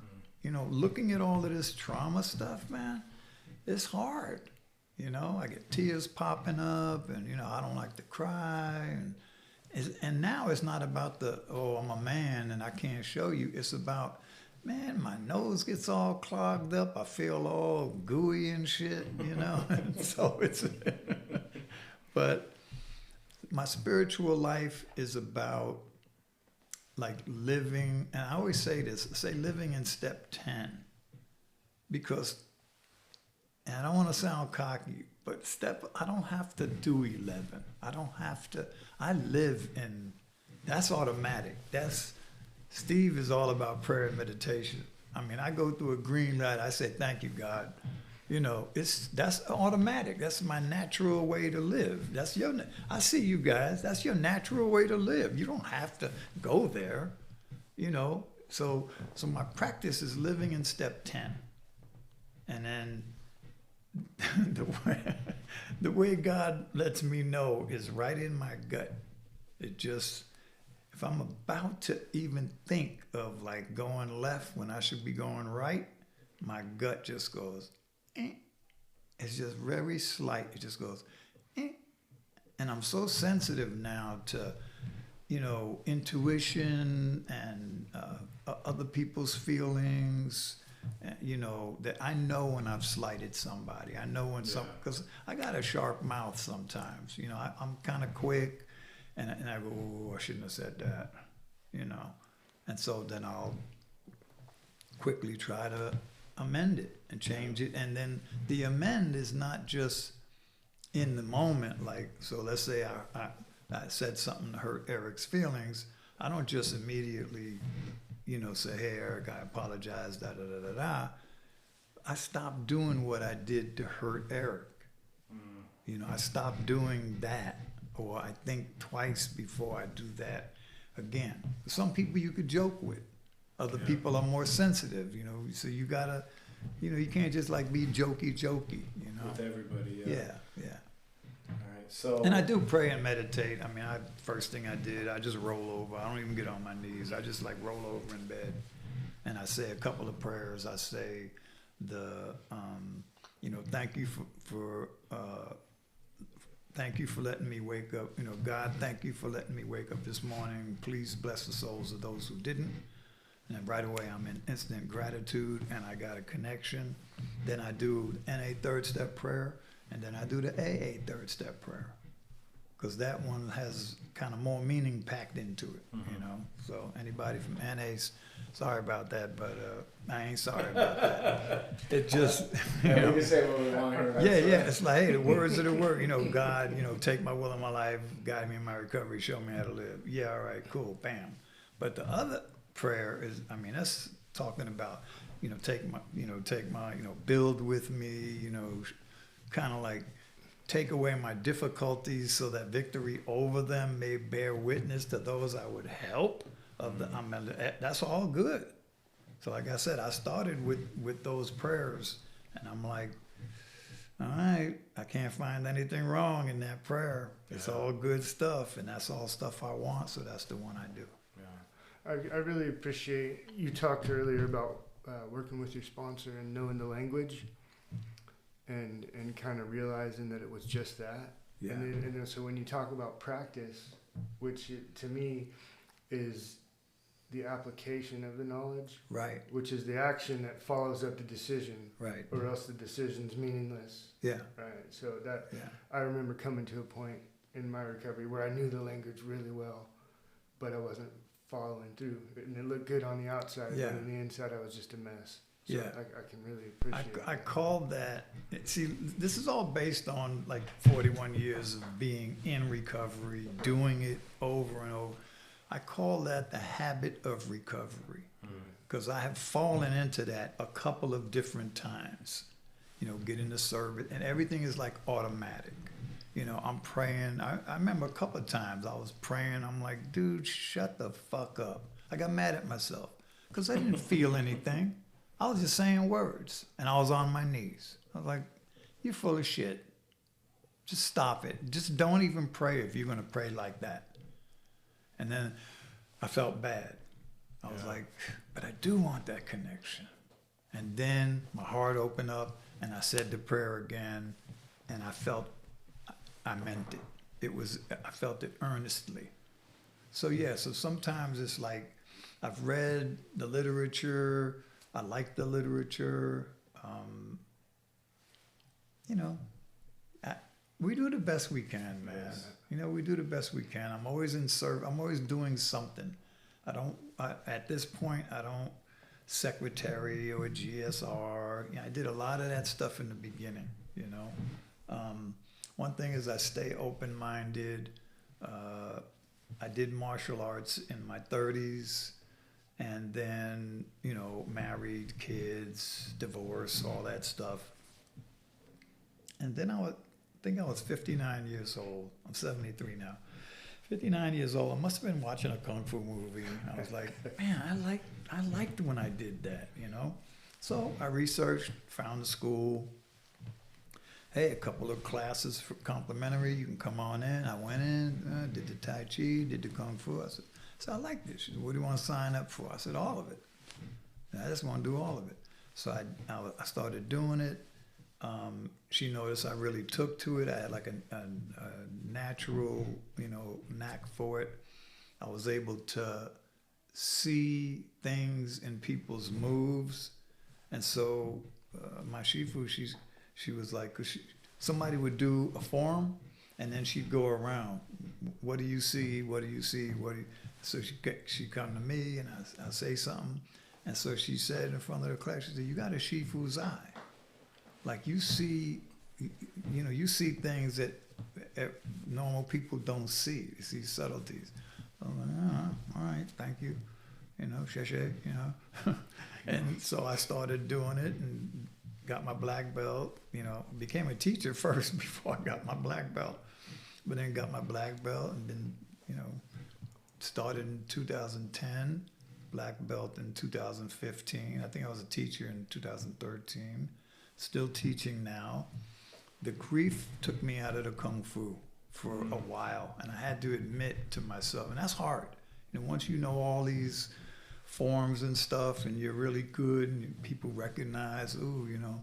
So I'm known for the details, you know. So teachers who are teaching, they'll come on to class, you know, we need some of that Shifu Steve energy, because I'm like, oh, no. What are you doing? You know, you need to get lower on that, you know. Anyway, so I'm doing that still. I'm back in Kung Fu, back going to Kung Fu, and honoring the people who I lost. But I can't live my life like that, you know. I started noticing, my first teacher used to call it indulging. It's like, because 12-steppers, you know, we tend to like indulge. You know, wherever we are, you know, we overshare. You know, my Shifu was asking me after we did a form, you know, Steve, how are you feeling? Well, you know, I'm grieving and shit. And after that, 10-step, I'm like, the fuck, man? all you had to say was I'm tired or I'm not feeling well. You know, you don't have to like get into all that. Like you're indulging. And that's why I stopped wearing my Vietnam veteran hat. That was coming up a lot. Memories, you know. And so I started like, you know what? I gotta wear my hat and gotta get into it. And then it became like, you know, dude, I'm wearing a puffy jacket. You'll never catch me in a puffy jacket. I see them puffy jacket guys, I'm like, man, fucking wimp. You look ridiculous too. So no, and I'm wearing a different hat, still a red hat, but it's not like my regular. So this is what I do also about recovery. So I don't fall into these habits, right? And I heard early on, I heard two definitions of a rut. One guy said, man, you show an addict a rut, he'll furnish it and move in. So that was one of my best. The scariest was another definition I heard. He said, a rut is nothing but a grave with both ends kicked out. And I was like, ooh. So I catch myself and I switch things up. I live in 10-step, right? 10-step is not just about wronging you. It's about I walk out of a restaurant and I go, you know you thought about leaving them $5 and you only left them $2. I'll go back and I'll give them 3 more. It's, you know, when I'm wrong, promptly admit it. When something don't feel right, right? When I feel like I'm in a rut, when I feel like I'm being in a habit, no. That's when my addiction gets me. Shit starts looking too familiar. All of a sudden, I call it trajectory too. So it's like when they did the moonshot, they had to correct like something like 100,000 times a minute or some shit like that to keep it on course. So for me, my recovery is I just want to die clean. That's my moon, right? I just want to die clean. Giving away is everything. I want to be exhausted, fucking shredded, and I ain't got no more to give. And just before I die, I fucking love you. Yes, I haven't worked on the cursing yet. I fucking love you. You know. You know. So this is what I do. You know, and like I said, I'm not bragging. Y'all are asking. I'm just telling you, this stuff helps me, man.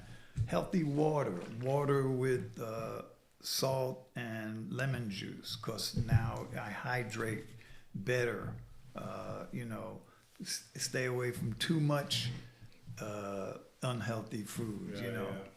So yeah, people are talking about being healthy, and then you know they're eating a double bacon fat burger every day. Smoking a cigarette. Yeah. So anyway, yeah, I stopped smoking when I was 14 months clean. I stopped caffeine and nicotine. I'm back on the caffeine, kind of okay with it, you know, because I don't like, you know, 15 cups a day like I used to. Moderation is key with some of this stuff. Yeah. Even though I never do it in moderation. Right. So I like to wrap it up with that question, one of them, what's the spiritual aspect? And also, I started this the last podcast, but what would you say to somebody out there that's still struggling in the addiction? It's it's a tough one, and I always say this to people: I don't know what to tell you. Yeah. You know, I don't know what to tell you, because half the time you're gonna do what the fuck you want to do anyway, regardless of what I say or do. Because I've seen that. I've seen that with my own daughters. I've seen that with countless guys I've worked with, women I've worked with. You know, I sponsor women too.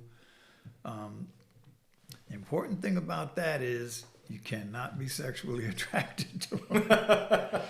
Because I sponsored a woman early on, and we were on her couch doing the 3rd step, and all of a sudden we was all like, nyam, nyam, nyam, nyam, nyam. Yeah. So, because there was some attraction there, and I went against.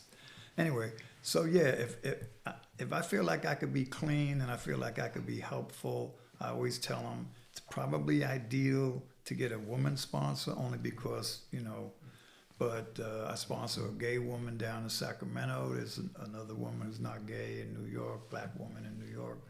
But, I just tell people who are struggling, try not to use. Like, to me, that's rule number one. Like, and I share this in the rooms all the time. I guarantee you, your life will get better if you don't use. And they go, well, how? I go, you'll have more money. Off the top. The money you would have spent on drugs, you didn't spend on drugs, you got more money. Your life is better. And then build on that. Build on that if you can.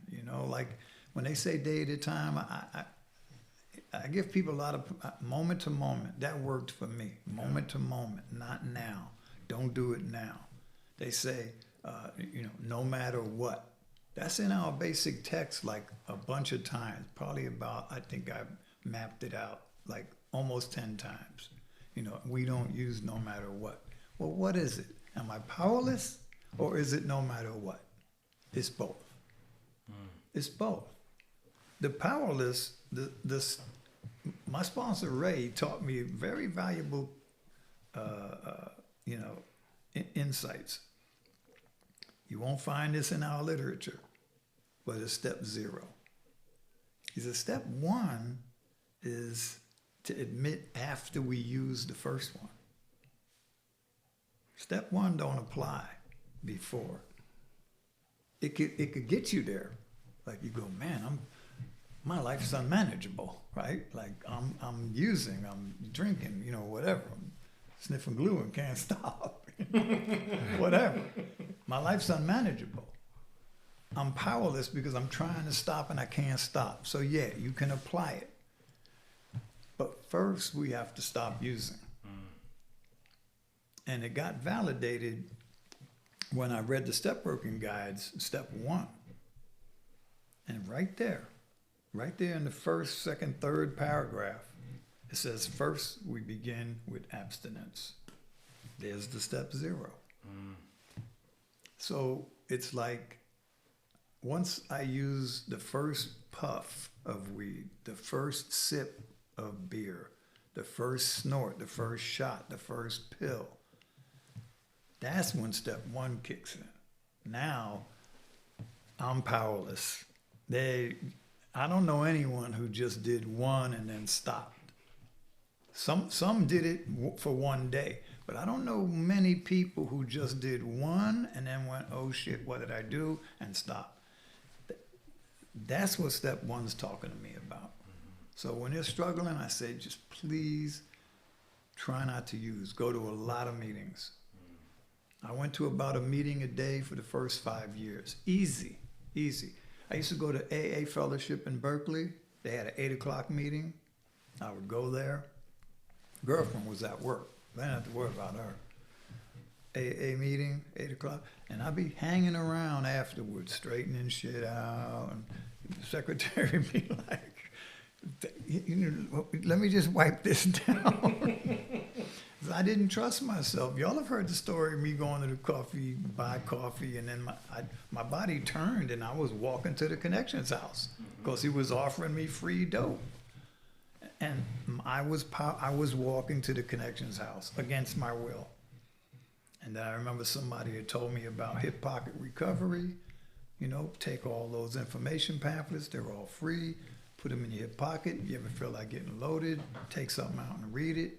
So I tell that to people all the time. People, when there's people new and I'm sharing, I mention that because that's what I did. I was, how first you you kind of like walking like, oh, I'm gonna go. Okay, I know where the house is. I'm going, and then all of a sudden you got that like mission walk where you got fucking high beams and you ain't even high, and you're leaning into the walk.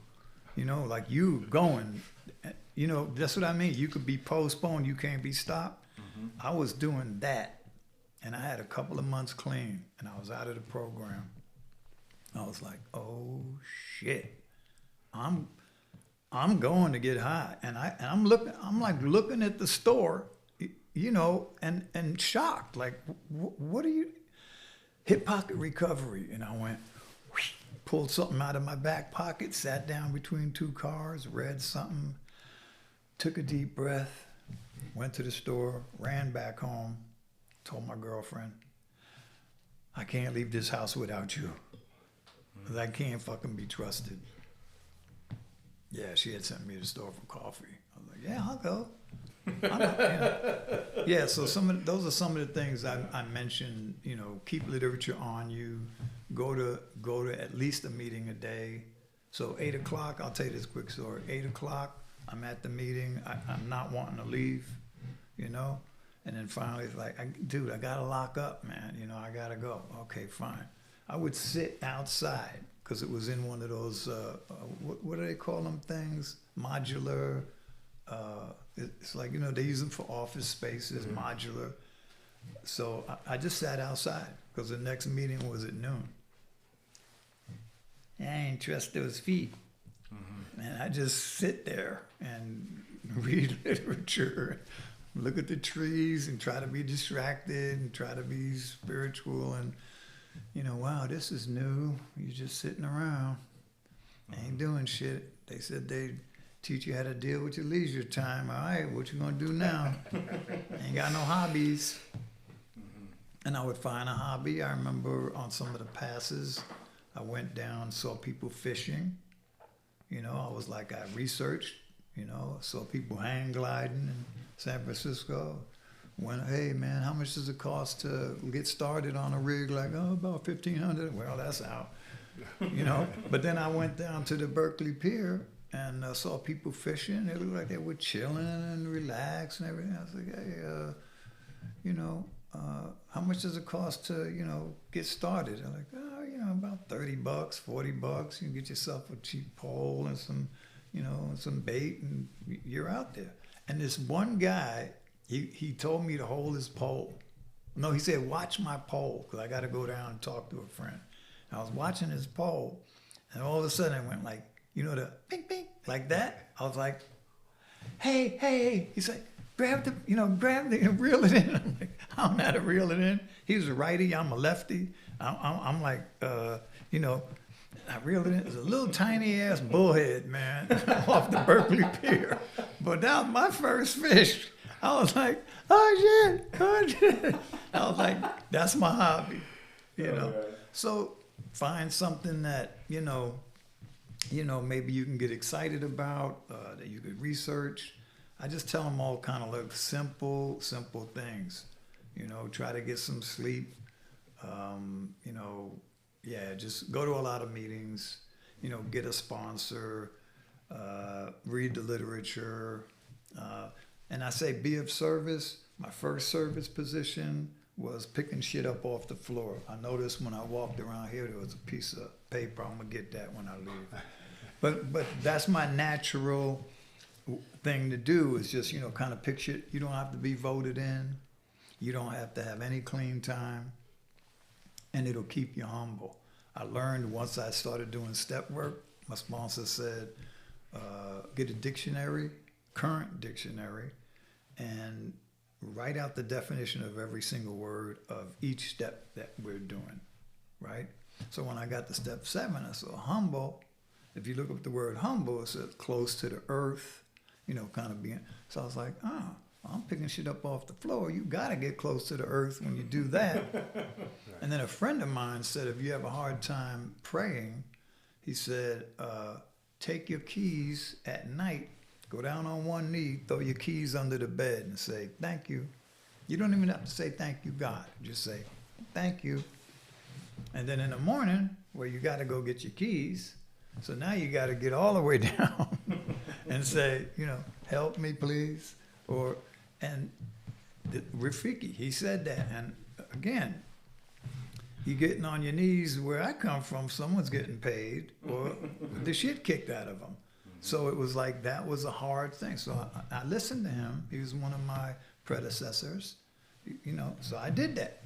You know, I had a little car, I had my key, thank you, and I did that. And then eventually I was able to get on my knees in earnest. Earnest for me means I felt it. I felt like I was like not just asking, but kind of pleading. Like, God, I need help, man.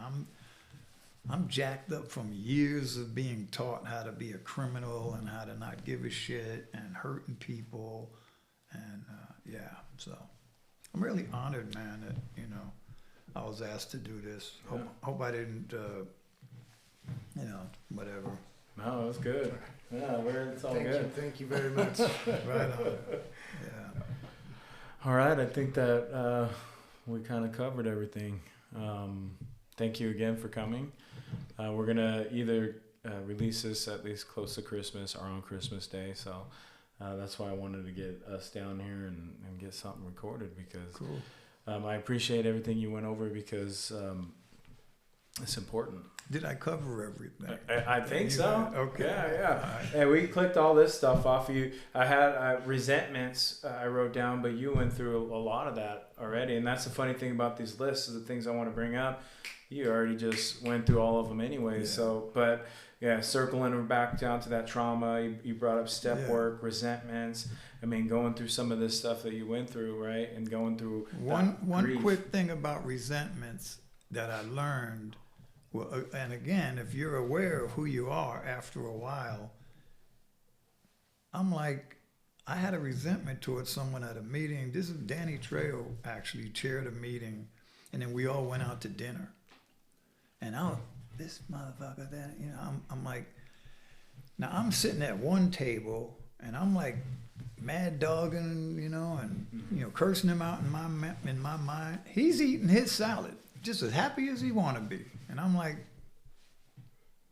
dude, you're the one paying for it. Mm. You can't even eat. You can't even digest your food. You're so angry. Gotta let that shit go, man. Mm. And then don't just turn it over because it's just upside down. You gotta let it go. Yep. So that's when I said, God, I need your help, man. And even when I say it like in conversation, I take a deep breath right after that. And then I let it go. And then he was eating his salad and I was eating my meal, and I could digest my food now. You know? So that's the easy answer about like resentments. Yeah. It's not hurting any. Somebody said resentment is like drinking poison and hoping the other person dies. Yeah. I'm the one suffering. So, and that's 9th step stuff too. Why you forgive people? Because you're the one paying for it. You know, they're living their lives. You know. Yeah. Yeah. Right on, man. Well, thank you for coming. I'll send it to you once we get it done. Yeah. Cool. Yeah. Right on, man. This is F.D. Recovery. Thank you guys for listening. Again, thank you, Steve. Thank you to my co-host, Eric. Thank you. Yeah. All right, peace. Thanks, Frank. Thanks, Eric. Oh, yeah. Thank you for tuning in to F.D. Recovery. A reminder, be kind to yourself on this journey of recovery. Also, call your sponsor, get connected to local support groups, and for one day at a time, stay clean and sober.